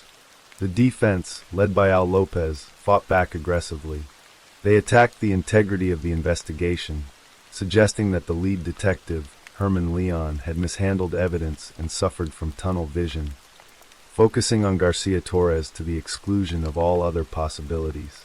They argued that the DNA evidence was the result of contamination, and that the case against their client was nothing more than a series of unfortunate coincidences. But the most powerful testimony came not from experts or law enforcement, but from Sierra's parents. Marlene Lamar took the stand, her body racked with sobs, unable to even speak her name as she was sworn in. She spoke of the horror of her daughter's disappearance, of the endless, agonizing nightmare of not knowing where she was. Steve Lamar followed, his voice choked with emotion as he described the family's decision not to hold a funeral for Sierra. "It didn't make sense without her body," he said, the simple, heartbreaking logic of his statement resonating through the silent courtroom. On May 9, 2017, after a 4-month trial, the jury delivered its verdict. They found Antolín Garcia Torres guilty of the first-degree murder of Sierra Lamar and guilty of the attempted kidnappings of the 3 other women. The verdict was a moment of profound, if incomplete, justice. The sentencing phase that followed was a final, desperate plea for answers. Sierra's parents confronted their daughter's killer directly. "I can only hope that your time in prison will be a living hell," Steve Lamar said, his voice raw with a father's rage and grief. Marlene, her voice shaking but firm, looked directly at Garcia Torres and said, "You could end this and repent, and tell us where she is. What if she was your child?" Garcia Torres, who had considered speaking at his sentencing, remained silent, his face a blank mask of indifference. The jury, moved by the family's pain but perhaps swayed by the finality of a death sentence, rejected the death penalty. Antolín Garcia Torres was sentenced to life in prison without the possibility of parole. The judge, in delivering the sentence, stated that the motive for the crime was clear: sexual compulsion and gratification. Garcia Torres was sent to Corcoran State Prison, a maximum security facility, to live out the rest of his days, taking the secret of Sierra's location with him to his grave. In the years since the trial, the pain for the Lamar family has not subsided. The conviction brought a measure of legal closure, but without Sierra's body, the emotional wound remains open, a constant, aching void. Garcia Torres, in a rare communication with a reporter, continued to maintain his innocence, refusing to offer any information that could lead to the recovery of her remains. The story of Sierra Lamar is a tragedy that extends far beyond a single violent act. It is the story of a family's unwavering love, of a community's extraordinary compassion, and of a justice system that can deliver a verdict but cannot always provide peace. Sierra's laughter is gone, her future stolen, but her memory endures, a bright, painful light that illuminates the darkness of her loss. Somewhere in the hills and fields of Santa Clara County, she still waits to be found, a silent testament to a crime that has a conviction but no conclusion. Story 6. The air on Center Hill Lake in July hummed with the electric thrum of summer. It was 2015, and Wakefest was in full swing. The annual wakeboarding tournament was less a formal competition and more a sprawling, chaotic celebration of youth, sun, and the intoxicating freedom that came with being young and alive on a hot Tennessee weekend. Boats sliced through the shimmering water, their wakes creating fleeting patterns that dissolved as quickly as they formed. The shoreline pulsed with music, laughter, and the murmur of 1,000 conversations, all blending into a single, vibrant roar. For 21-year-old Lauren Agee, it was exactly where she wanted to be. Lauren was a force of nature, a young woman with a smile that could light up a room and a spirit that fizzed with energy. A criminal science major from Hendersonville, she possessed a keen intellect and a compassionate heart, a combination that drew people to her effortlessly. She was the kind of person who made friends easily, who saw the good in others, and who believed in the promise of every new day. That weekend, the promise was of adventure and shared memories with her best friend, Hannah Palmer. The plan was simple, a weekend of camping, music, and fun with Hannah, Hannah's boyfriend, Aaron Lilly, and Aaron's friend, Chris Stout, whom Lauren had just met. They were a quartet of youthful exuberance, ready to dive headfirst into the festival's whirlwind of activity. Their chosen campsite was both idyllic and perilous, a remote outcropping of land accessible only by boat. It was a piece of rugged paradise, a finger of rock and trees jutting out into the lake, offering stunning views and a sense of seclusion from the main festival grounds. On one side, the cliff dropped a staggering 90 feet to the water below. On the other, a less severe, but still treacherous 35-foot decline. It was a place of breathtaking beauty and hidden danger, a duality that would soon come to define the tragic events of the weekend. As the sun began to dip below the horizon on Saturday, July 25th, casting long shadows across the water, the festival's energy reached a fever pitch. The group made their way to a bar, immersing themselves in the throng of party-goers. The air was thick with the smell of beer and lake water, the sound a cacophony of music and joyous shouts. Lauren, vibrant and happy, blended seamlessly into the scene. An off-duty police officer working security that night, Chris Yarchik, would later recall seeing her there, a smiling face in the crowd. He watched as Lauren and her 3 friends left the bar together around 2 a.m., a small group disappearing into the vast darkness of the dock, their figures silhouetted for a moment against the distant lights of the marina before they were gone. They took a boat back to their secluded campsite, the gentle lapping of waves against the hull a soft counterpoint to the fading thump of the festival's music.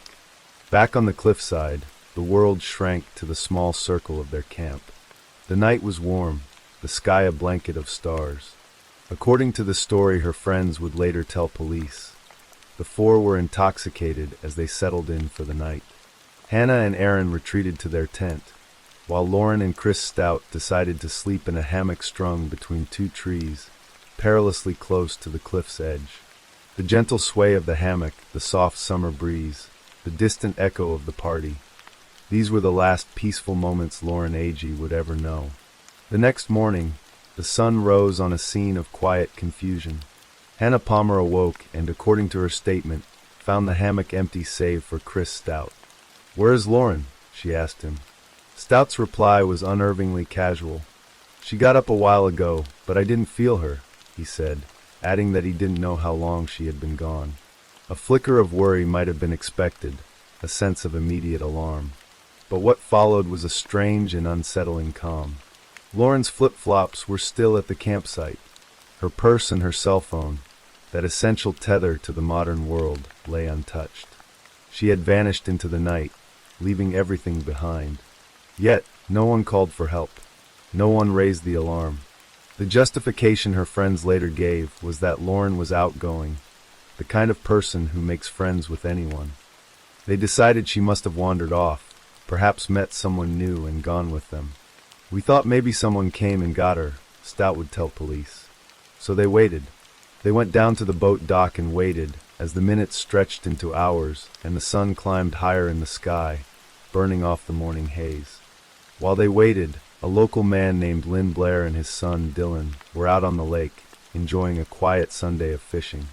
They navigated their boat into a quiet cove near the cliffs, the very cliffs where Lauren and her friends had made their camp. As they drifted closer, a flash of color in the water caught Lynn's eye. It was a bright, almost fluorescent, shade of pink. As the boat drew nearer, the shape resolved itself into a pair of shorts, and then, with a sickening lurch of realization, into the form of a human body floating face down in the water. It was terrifying, Blair would later say, the horror of the moment forever etched in his memory. "We knew it was a young lady." The discovery shattered the festival's illusion of carefree joy. The news rippled through the crowd and soon reached the authorities. For Lauren's parents, Sherry and Michael Smith, the nightmare began with a knock on the door. A police officer stood on their porch, his expression grim, telling them there had been an accident, that they needed to get to the hospital.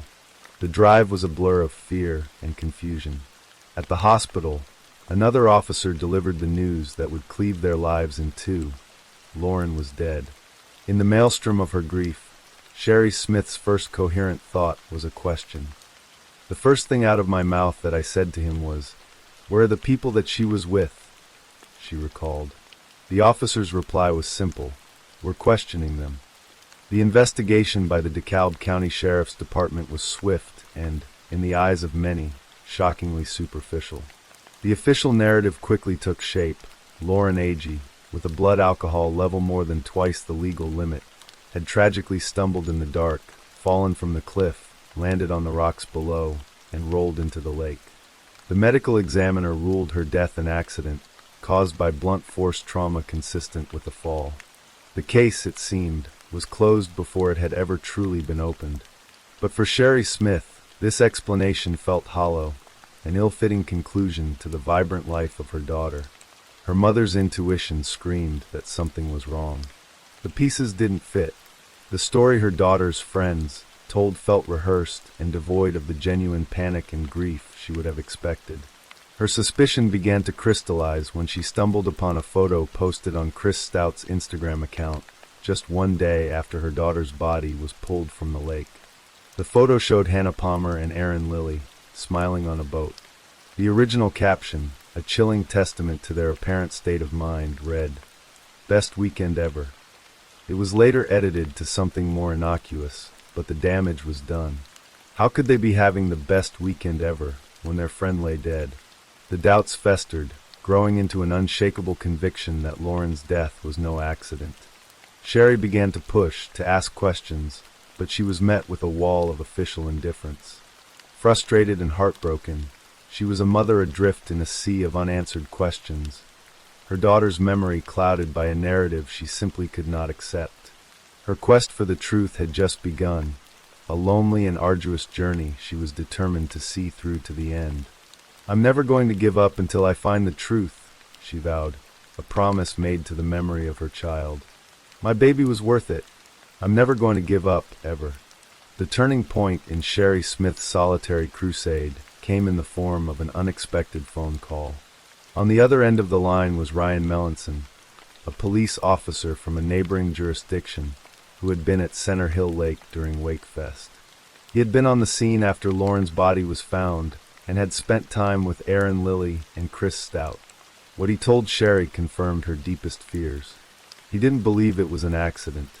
Their demeanor, no remorse, Melanson stated, describing the young men's behavior. They weren't saddened by the loss of their friend. They were scared. They had the wrong body language. Another officer who was there, Chris Yarchuk, echoed this sentiment. He recounted seeing the two men in a canoe as authorities approached the location where Lauren's body was found. I saw the two boys in a canoe hanging on to a houseboat just waiting, directly looking at where the body was, Yarchuk said. When the officers returned, the men started yelling, "Our friend is missing, our friend's missing." To Yarchuk, it seemed staged. This validation from a member of law enforcement was the spark Sherry needed. Realizing she could not rely on the DeKalb County Sheriff's Department, she decided to take matters into her own hands. In February 2016, she hired Sheila Wysocki, a private investigator with a remarkable and deeply personal background. Years earlier, Wysocki had been a stay-at-home mom who, driven by a quest for justice, had helped crack the cold case of her own college roommate's murder. Now, she dedicated her life to helping other families navigate the labyrinth of mysterious deaths and botched investigations. In Sheila Wysocki, Sherry Smith found not just an investigator, but a relentless and compassionate ally. Wysocki began her investigation by dismantling the official narrative, piece by piece. She started with the crime scene itself, the cliff. The official report painted a picture of a simple, tragic fall. But when Wysocki's team examined the location, they found something that directly contradicted this theory. The cliff was not a sheer, vertical drop. It was a slope, dense with trees, bushes, and even discernible pathways. For Lauren to have fallen from the hammock and ended up in the water, her body would have had to defy the laws of physics, somehow clearing the significant amount of vegetation and rock between the campsite and the lake's edge. Police have said she fell off the cliff, but exactly where did she fell? Wysocki challenged. Show me the pictures of the blood on the rocks. Show me the broken twigs. There were none. The scene lacked any physical evidence of the violent fall that authorities claimed had taken place. Next, Wysocki turned her attention to the autopsy report and the accompanying photographs. While the medical examiner had concluded the injuries were consistent with a fall, Wysocki and her team of independent experts saw something more sinister. On one of Lauren's breasts was a mark that Wysocki believed was a human bite mark. She also saw what she identified as signs of strangulation. A forensic pathologist reviewed the photos and disagreed, stating that the evidence was highly consistent with a fall off a cliff, and that he was not convinced that this is a bite mark at all. But for Wysocki and the Smith family, the possibility was too disturbing to ignore. The investigation then moved to the people who were with Lauren that night. Wysocki managed to secure an interview with Hannah Palmer. During their conversation, as Palmer recounted her version of events, her phone rang. It was Erin Lilly. Wysocki and her team overheard a chillingly clear instruction from Lilly to Palmer. Stick to the story. It was a moment of pure, unadulterated suspicion, a four-word sentence that seemed to betray a carefully constructed lie. The trail of suspicion surrounding Erin Lilly grew darker when Wysocki tracked down his ex-girlfriend, Cassie Franks. Franks painted a terrifying picture of Lilly as a man with a violent past. She told Wysocki that he had been physically abusive towards her, and she had the evidence to prove it. She showed Wysocki photographs of her injuries, bruises, marks on her neck, and most disturbingly, bite marks. The parallel to the mark found on Lauren's body was undeniable. Franks recounted a story of trying to share this information with the DeKalb County investigator early in the case. I told him start to finish what I knew, and I even told him Erin did have a violent past, and that's why we broke up, Franks said. The investigator's response was shockingly dismissive. He said that has nothing to do with it. There is no violence in this matter. It was an accident, and we are trying to prove it was an accident. Worse, Franks claimed the investigator ended the interview with a veiled threat, warning her not to speak with any private investigators and telling her, "If you talk to anybody else, I can't protect you." Perhaps the most damning piece of evidence Wysocki's investigation uncovered came from a new witness named Chris Brown, a father and small business owner who had been staying at the lake with his family that same weekend. Brown came forward after seeing news reports about the case. He stated that around midnight on the night Lauren disappeared, he saw a young white male swimming toward the marina dock from the direction of the bluff where the campsite was located. The young man appeared extremely distraught and worn out, Brown said in a statement. He was spitting up water for several minutes. The young man told us that he had almost drowned when he swam from the area of the bluff to the marina dock. Brown was later shown a picture of Aaron Lilly. "I am sure that Lilly is the young man that came up out of the water that night," he confirmed. This testimony directly contradicted Lilly's own statement to police that everyone was back at the campsite and in bed by midnight. Brown had reported what he saw to the DeKalb County Sheriff's Office at the time, but was told they would contact him if it became of interest. They never called him back. As Wysocki dug deeper, the sloppiness of the official investigation became glaringly apparent. The 911 calls made on the day Lauren's body was found were inexplicably missing. When Sherry Smith asked for her daughter's belongings, the sheriff's office claimed they didn't have them. The sleeping bags, clothes, and other items Lauren had brought with her were gone. It was a cascade of failures, a pattern of negligence that seemed to go beyond mere incompetence. To the Smith family, it felt like a deliberate effort to bury the truth along with their daughter. Armed with this mountain of new evidence and inconsistencies, Sherry Smith took the fight to the next level. In December 2016, she and her husband Michael filed a wrongful death lawsuit against Hannah Palmer, Aaron Lilly, and Chris Stout. The legal process forced the three friends into depositions, where they would have to answer questions under oath. The Smith family hoped that, faced with the threat of perjury, the truth would finally emerge. The scene in the deposition room was thick with tension.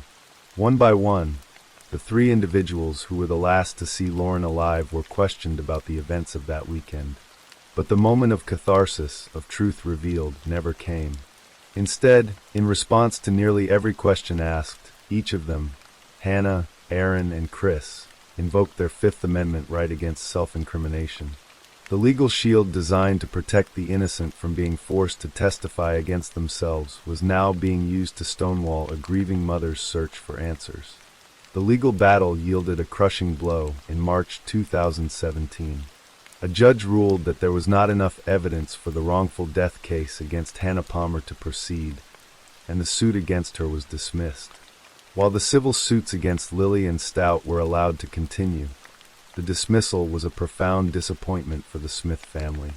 Palmer released a statement expressing her profound sadness and her hope that Lauren's family would find the peace and closure they deserve. For Sherry Smith, peace was impossible without truth, and closure was a distant dream. The case grew cold. The DeKalb County Sheriff's Department continued to stand by its initial conclusion, stating, "There is simply no evidence in this tragic case that will support Lauren's death being considered a homicide or foul play." Even the FBI, after a brief review, closed their case. When Sherry Smith filed a Freedom of Information Act (FOIA) request to obtain the FBI's files, she was met with a bureaucratic brick wall. The agency told her it would be 79 months, nearly 7 years, and cost $500 before she could see the files on her own daughter's death. The story of Lauren Agee remains a painful, unresolved mystery. It is a tale of two starkly different narratives. One is a simple, tragic story of an accident, a young woman who drank too much and fell from a cliff in the dark. The other is a far more sinister story of a potential crime, a cover-up, and a systemic failure of justice. It's a story of friends whose actions seem to betray a guilty conscience, of an investigation that appeared compromised from the start, and of a mother's unending love and her refusal to let her daughter's memory be defined by a convenient, but questionable, official story.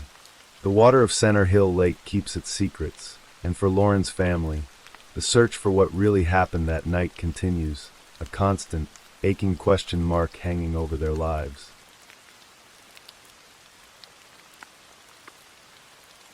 Story 7. The American Heartland, in the summer of 2017, was a canvas of endless cornfields, their green stalks reaching for a vast, indifferent sky. It was a landscape of quiet promise, of sprawling university towns where the future was being written in laboratories and lecture halls. For Yingying Zhang, a 26-year-old visiting scholar from China, this new world was a thrilling, if sometimes lonely, adventure. She had arrived at the University of Illinois Urbana-Champaign in April, a brilliant mind ready to immerse herself in the intricate world of photosynthesis and crop productivity. Ying was a star in her own right. Born in the city of Nanping, in China's Fujian province, she was the pride of her working-class family. Her father, a truck driver, and her mother, a homemaker, had poured their hopes and dreams into their bright, ambitious daughter. She had not disappointed them. She graduated at the top of her class from Sun Yat-sen University and earned a master's degree from the prestigious Peking University. She was not just a scholar, she was a musician who played in a band, a young woman with a quiet strength and a radiant smile. Her ambition was to become a professor in China, to return home and share the knowledge she had gained. She was also in love. Her boyfriend, Xiaolin Ho, was waiting for her, and they planned to marry in October. Life in Urbana-Champaign was a world away from the bustling cities she knew. The campus was a sprawling oasis of brick and ivy, a place of intellectual ferment and youthful energy. Ying was one of over 300,000 Chinese students studying in the United States, part of a generation that looked to America for opportunity and education. She was diligent in her research, but also took the time to explore her new surroundings, her journal entries filled with observations of American life. She was careful, always reassuring her family of her safety in their regular video calls. The afternoon of June 9, 2017, was warm and humid, typical of an Illinois summer. Ying had an appointment to sign a lease for a new apartment. She was running late, a small inconvenience in a day that should have been unremarkable. At 1:39 p.m., she sent a text to the leasing agent, letting them know she would be there around 2:10 p.m. She boarded a bus, got off to make a transfer, and then, a simple mistake set in motion a chain of events that would lead to unspeakable tragedy. Standing on the wrong side of the street, she tried to flag down the next bus, but it drove past, its driver adhering to company policy. Frustrated but undeterred, Ying walked a few blocks to another bus stop on the corner of North Goodwin Avenue and West Clark Street. It was here, at 2 p.m., that a black Saturn Astra first passed her. The car circled the block and pulled up beside her a few minutes later. The driver, a young man with a nondescript appearance, spoke to her for about a minute. To an observer, it would have looked like a simple act of kindness, a stranger offering a ride to someone in need. At 2:04 p.m., Ying Zhang, trusting and hopeful, got into the car. She was never seen alive again. As the afternoon light began to fade, a sense of unease settled over Ying's friends. She was reliable, a woman of her word. Her failure to show up for her appointment and her subsequent silence were out of character. By 9:24 p.m., the worry had turned to alarm. An associate professor called the police to report her missing. The search for Ying Zhang had begun. The initial hours of a missing person case are a frantic race against time. The University of Illinois Police Department, along with the Urbana Police, launched an immediate investigation. The campus, a place of learning and camaraderie, was now the center of a desperate search. The university's large Chinese student population mobilized, their shared language and cultural ties a powerful force in the effort to find one of their own. They organized search parties, distributed flyers, and scoured the campus and surrounding areas. The first major breakthrough came from a surveillance camera. The grainy footage showed Ying at the bus stop, the black Saturn Astra, and the fateful moment she got inside. The image was blurry, the license plate unreadable, but it was a start. The FBI was brought in, and their expertise in digital forensics and large-scale investigations proved crucial. They determined that there were 18 four-door Saturn Astras registered in Champaign County. One by one, they began to track them down. Meanwhile, Ying's family in China was living a nightmare. The news of their daughter's disappearance was a devastating blow. Her father, Rongao Zhang, her aunt, and her boyfriend, Xiaolin Ho, immediately flew to the United States, their hearts heavy with a fear they could barely articulate. They arrived in Champaign, a foreign land where their daughter had vanished, and were plunged into the heart of the investigation. The list of Saturn Astra owners led investigators to a 27-year-old man named Brent Christensen. He was a former PhD student in physics at the university, a man described by his professors as quiet and unremarkable, with no history of disciplinary problems. On the surface, he was an unlikely suspect. He was married, a recent master's graduate, a man who seemed to be on a conventional path to a successful academic career. When investigators first questioned Christensen on June 12th, he was evasive. He claimed he couldn't remember what he was doing on the day of Ying's disappearance, suggesting he might have been sleeping or playing video games. A few days later, his story changed. He admitted to giving a ride to an Asian woman, but claimed he had dropped her off a few blocks away after she panicked about a wrong turn. The investigators were suspicious. They re-examined the surveillance footage, this time with a more critical eye. They noticed that the car in the video had a cracked hubcap and a sunroof. A visit to Christensen's apartment complex confirmed their suspicions. His black Saturn Astra had the same features. They now had their man. On June 15th, armed with a search warrant, investigators seized Christensen's car and his electronic devices. They noted that the passenger side of the car had been cleaned with a diligence that suggested an attempt to conceal evidence. The digital trail they uncovered was even more disturbing.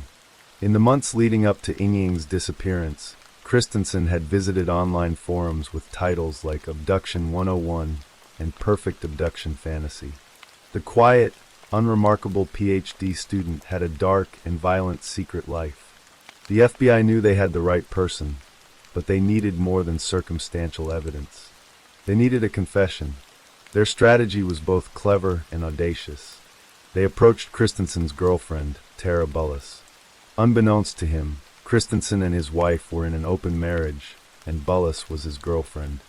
The FBI agents persuaded her to wear a wire, to become an informant in the investigation of the man she was dating. The recordings she made were the stuff of nightmares.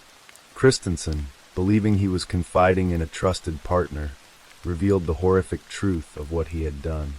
He bragged about his crime, describing himself as a serial killer and claiming Ying was his 13th victim, though investigators could not corroborate this claim. He described in chilling detail how he had brought Ying back to his apartment, held her against her will, and then raped and murdered her. He recounted how she had fought back with a strength he described as supernatural. On June 29th, in a brazen display of arrogance, Christensen attended a campus vigil for Ying, with Bullis by his side. As they walked among the grieving students and community members, he pointed out others in the crowd who matched his ideal victim profile. The next day, on June 30th, the FBI arrested Brent Christensen and charged him with the kidnapping and murder of Ying Zhang. The trial of Brent Christensen began in June 2019 in a federal courtroom in Peoria, Illinois. It was a case that had captivated two nations, a story of a promising young scholar whose American dream had turned into a horrific nightmare. The prosecution, led by the U.S. Attorney's Office, had a mountain of evidence, but they faced a significant challenge. Ying's body had never been found. The trial began with a stunning admission. In his opening statement, Christensen's defense attorney, George Tasef, told the jury, Brent Christensen killed Ying Zhang. The defense was not contesting his guilt. They were fighting to save him from the death penalty. The trial, Tasef said, was about why he killed her and what his punishment should be. The prosecution methodically laid out its case. They played the surveillance video of Ying getting into Christensen's car. They presented the evidence from his computer, his fascination with abduction and violence. And then, they played the secret recordings. The courtroom listened in stunned silence as Christensen's own voice filled the room, boasting of his crime in gruesome detail.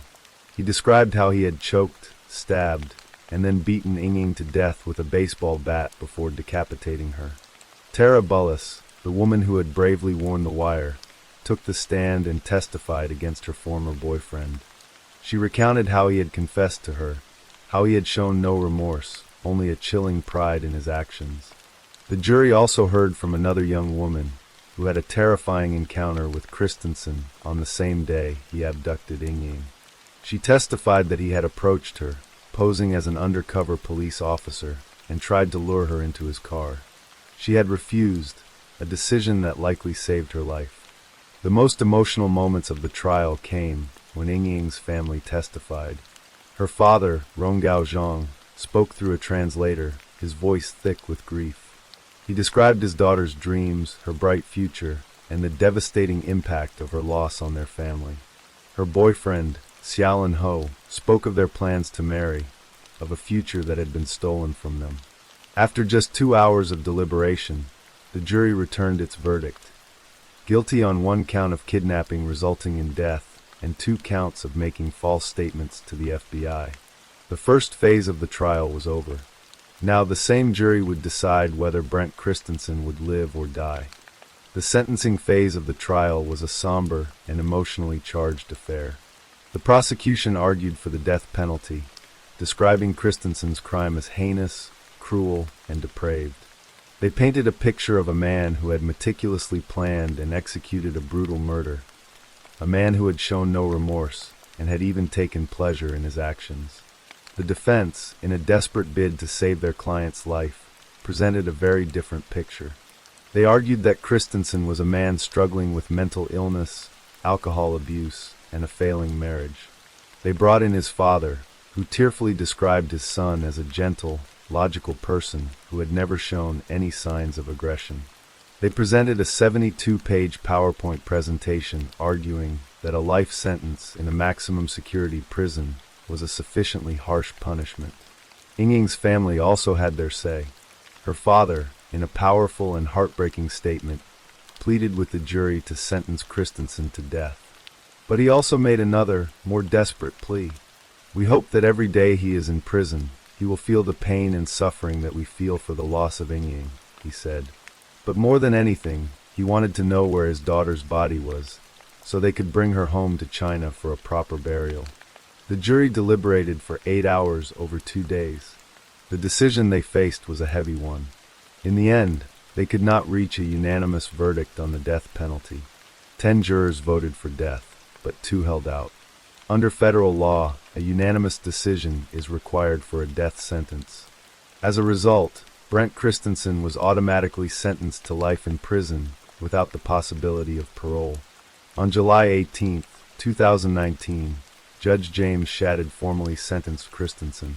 He castigated him for his inexplicable act of violence, for satisfying his self-absorbed and selfish fantasies. Christensen himself remained silent, showing no emotion as his fate was sealed. The verdict was a bitter pill for Ying's family, and for many in China who had followed the case closely. The idea that a confessed killer could be spared the death penalty was difficult for many to comprehend. But for the family, the most agonizing part of their ordeal was still unresolved: the location of Ying's remains. Following the trial, under an immunity agreement, Christensen's lawyers revealed what he had done with Ying's body. He had dismembered her remains, placed them in 3 separate garbage bags, and thrown them in a dumpster outside his apartment. The contents of the dumpster had been taken to a private landfill, compacted multiple times, and buried under 30 feet of garbage. The chance of recovering her remains was virtually zero. The case of Ying Zhang left an indelible scar on the University of Illinois and the Chinese-American community. It was a story that highlighted the vulnerability of international students, the clash of cultural and legal systems, and the unfathomable depths of human cruelty.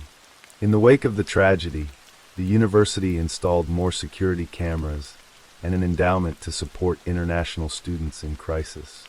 For her family, the pain is a constant companion. They returned to China without their daughter, their grief compounded by the knowledge that they will never be able to give her a proper burial. Her story has been told in a documentary, Finding Ying, a testament to her family's love and their tireless search for justice. The case of Ying Zhang is a reminder of the fragility of life, the darkness that can lurk beneath the most ordinary of surfaces, and the enduring power of a family's love in the face of unimaginable loss.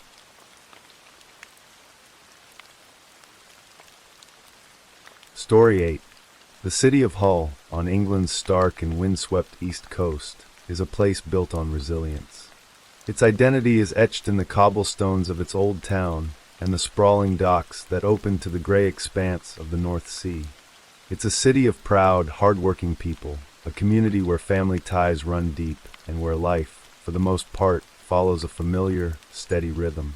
In the winter of 2005, the city was draped in the damp chill of February, its residents bracing against the biting wind, their lives moving to the ordinary cadence of work and home. But on Valentine's Day, a day meant for declarations of love, that rhythm was shattered by an act of violence so intimate and so cold that its aftershocks would be felt for years, leaving a permanent scar on the city's heart. Joanne Nelson was 22 years old, a woman described by everyone who knew her as a supernova of life. She was bright, bubbly, with a wonderful sense of humor and a smile that could light up a room. She worked at the local job center, but her ambitions reached far beyond the confines of her desk. She had once been accepted to volunteer in Ghana and still dreamed of traveling the world. She was close to her family, her parents, Jean and Charlie, and her younger sister, Katie, calling home every day, her life an open book to those she loved. For the past 2 years, that life had included Paul Dyson. To the outside world, Paul Dyson, 30, was the devoted fiancé. He and Joanne owned a home together on Hotham Road North, and photographs of the couple showed them smiling, the picture of happiness. Joanne's family believed she had finally met a man who adored her. But Dyson was a man of carefully constructed facades. Beneath the surface of the charming partner was a creature of deceit, a bully with a history of violence against women and a dark, disturbing secret. He idolized his late father, Peter Dyson, a man who had also been a killer, having served 6 years for stabbing his wife's lover to death in 1967. The violence was in his bloodline, a dark inheritance that was about to be tragically revisited. The evening of Valentine's Day, 2005, began as it should have. In their home, Joanne and Paul exchanged cards, their declarations of love displayed above the fireplace. Joanne had been surprised with a new ring, but the romantic veneer of the day was thin, and it soon cracked under the pressure of a mundane domestic squabble. An argument broke out, reportedly over something as trivial as laundry. Joanne, it seemed, had asked Paul to put on a load of washing. He later told police he didn't know how to operate the machine. It was a petty, almost laughable point of contention, but in the volatile atmosphere of their relationship, it was the spark that ignited a firestorm of rage. The argument escalated. In the kitchen of the home they shared, Paul Dyson, a man who had worked as a doorman and held a brown belt in kickboxing, turned on the petite, 22-year-old woman he professed to love. The details of what happened next are known only to him, but the outcome was brutal and absolute. He wrapped his hands around Joanne's neck and, with a cold, terrifying intimacy, he squeezed. For several minutes he held on, his hands the instruments of her death, feeling the life drain out of her. When he finally released his grasp, Joanne's lifeless body slumped to the kitchen floor. He made no attempt to resuscitate her, no move to call for help. In the terrible silence that followed, Paul Dyson thought only of himself. His actions in the hours that followed were not those of a man who had snapped or lost control in a moment of passion. They were the calculated, chillingly methodical steps of a killer determined to cover his tracks. His first thought was not of the woman he had just murdered, but of how to dispose of her. He went to a local shop, his movements captured on CCTV. He bought bin bags, rubber gloves, and disinfectant spray, a killer's shopping list. He then collected a garden fork from his mother's house and returned home.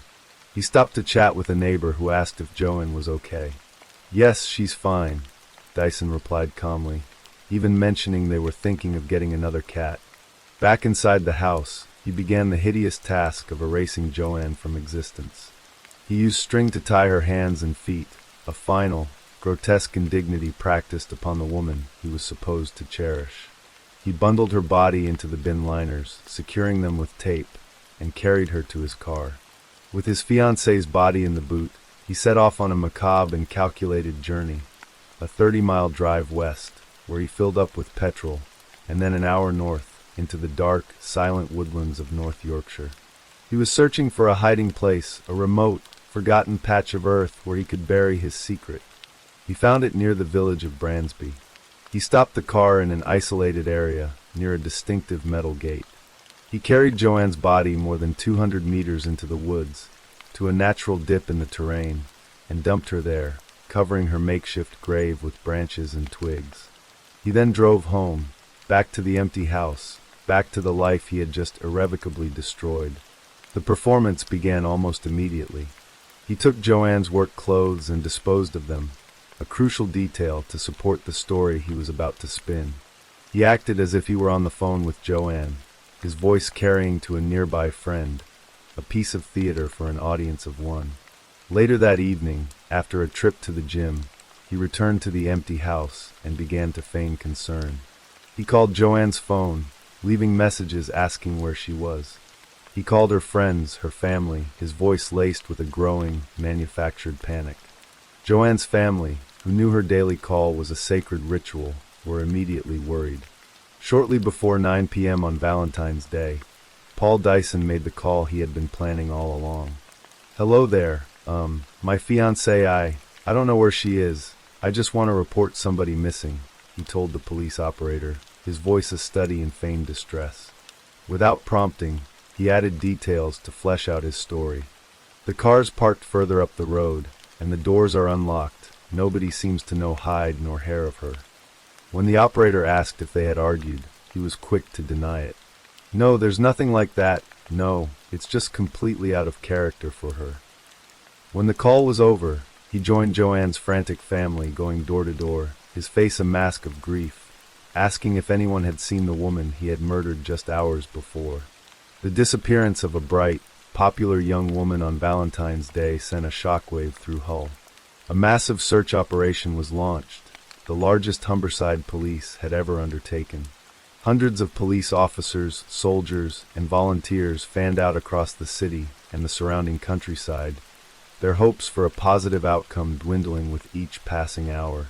Detective Superintendent Ray Higgins was assigned to the case, a seasoned officer who would soon find himself watching a killer's performance on live television. On February 17th, 3 days after Joanne's disappearance, her parents, Charlie and Jean, made a gut-wrenching televised appeal for her safe return. "I just want to say to Joanne that regardless of what you may think, no one else is cross with you, and we want you to please come home," Jean said, her voice breaking, her words a desperate plea to a daughter she could not know was already gone. But it was Paul Dyson's own TV appeal that would become the turning point in the investigation. He sat before the cameras, a handkerchief clutched in his hand, his face a mask of sorrow. He recounted the morning of Valentine's Day, the exchange of cards, the kiss goodbye. "She's the only person I truly love," he wept. "I want to know where she is. I want her back." To the casual observer, it was the heartbreaking plea of a devastated fiancé. But Detective Superintendent Higgins was not a casual observer. As the camera zoomed in on Dyson's hands, Higgins saw something that made his blood run cold. 2 small, crescent-shaped marks on the back of his thumbs. He knew instantly what they were. They were the marks left by the fingernails of a victim fighting for her life, trying desperately to pull the hands of her killer from her neck. In that moment, Higgins knew he was not watching a grieving partner. He was watching a murderer. The deception, so carefully crafted, was beginning to unravel. Dyson's choice of words during the appeal was also telling. "She was always smiling," he said, using the past tense to refer to a woman who was supposed to be missing. He also made a curious, unprompted denial. "There is no way I would do anything to harm her," he declared, a strange and defensive statement for an innocent man to make. His ex-wife, Jenny, watching the broadcast, saw through the performance immediately. "I knew he had done it because it was the same shameful expression I used to see," she later said. He was just feeling sorry for himself. With Dyson now their prime suspect, investigators dug into his past, uncovering a history of violence and abuse. They learned about the assault on his ex-wife on their wedding night, and his disturbing habit of putting her in a neck lock until she passed out, a game he found amusing. They learned about his idolization of his killer father. The charming fiancée was a monster in disguise. The breakthrough came from the one person Dyson should have been able to trust. On February 18th, Dyson's mother, Christine, contacted the police. She had not heard from her son directly, but a friend of his had come to her, burdened with a terrible secret. Dyson had confessed to this friend that he had strangled Joanne to death over an argument about laundry. When confronted with his own mother's betrayal, Dyson's facade finally crumbled. He confessed, reportedly crying out, "Good God, what have I done?" But even in his confession, there was a final, cruel act of manipulation. He told police he couldn't remember where he had left Joanne's body. All he could recall was a vague description of a steel gate and a dip in the ground. The search for Joanne's body became a desperate race against time and the elements. For weeks, the massive search effort yielded nothing but frustration. But investigators had another card to play, a secret weapon in the world of forensic science. A forensic ecologist named Dr. Patricia Wiltshire. Dr. Wiltshire, who had worked on the murders case, was an expert in reading the silent, microscopic stories told by pollen, soil, and plants. She was given access to Dyson's car, his footwear, and the garden fork he had collected from his mother's house.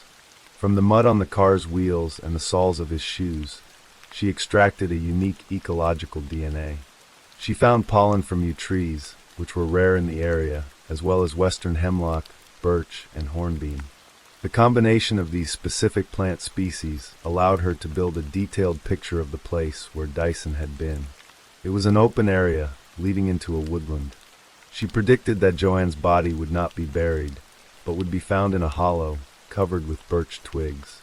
Using botanical maps, she was able to pinpoint a wooded area north of York as the most likely location. Armed with this astonishingly precise information, Detective Superintendent Higgins and a colleague drove to the area Dr. Wiltshire had identified. They spotted a steel gate, supported by 2 wooden posts with netting on either side, exactly as Dyson had described. They walked through the gate, following a path through open grassland, up to a wooded area. Higgins continued straight, and there, in a large dip in the ground, he saw it. Something wrapped in bin bags, partially concealed by birch twigs. After 39 days of searching, Joanne had been found. The missing persons inquiry was now officially a murder investigation. The body was formally identified as Joanne Nelson. A post-mortem examination confirmed she had been manually strangled to death. On November 7, 2005, Paul Dyson's trial began at Hull Crown Court.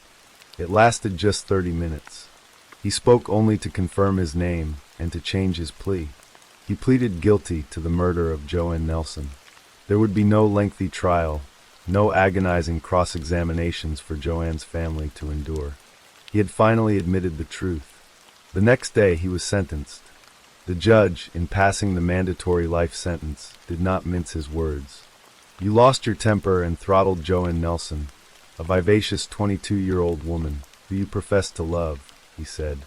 "Having done so, you practiced upon her body hideous indignities.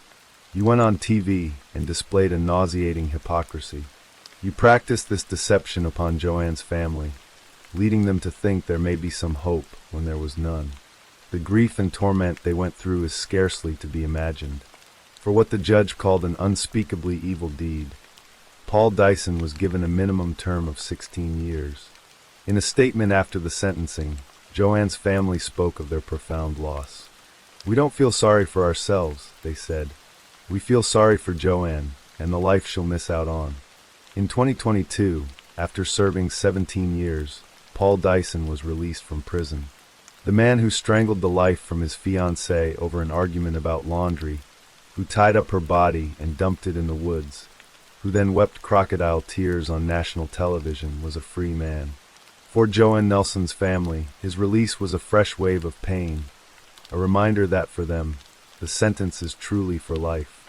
The story of Joanne Nelson is a heartbreaking testament to the hidden scourge of domestic violence, a story of a bright life extinguished by a moment of rage, and of a killer's chilling performance that was ultimately unmasked by the silent testimony of the natural world and the telltale marks of a victim's final, desperate fight for life.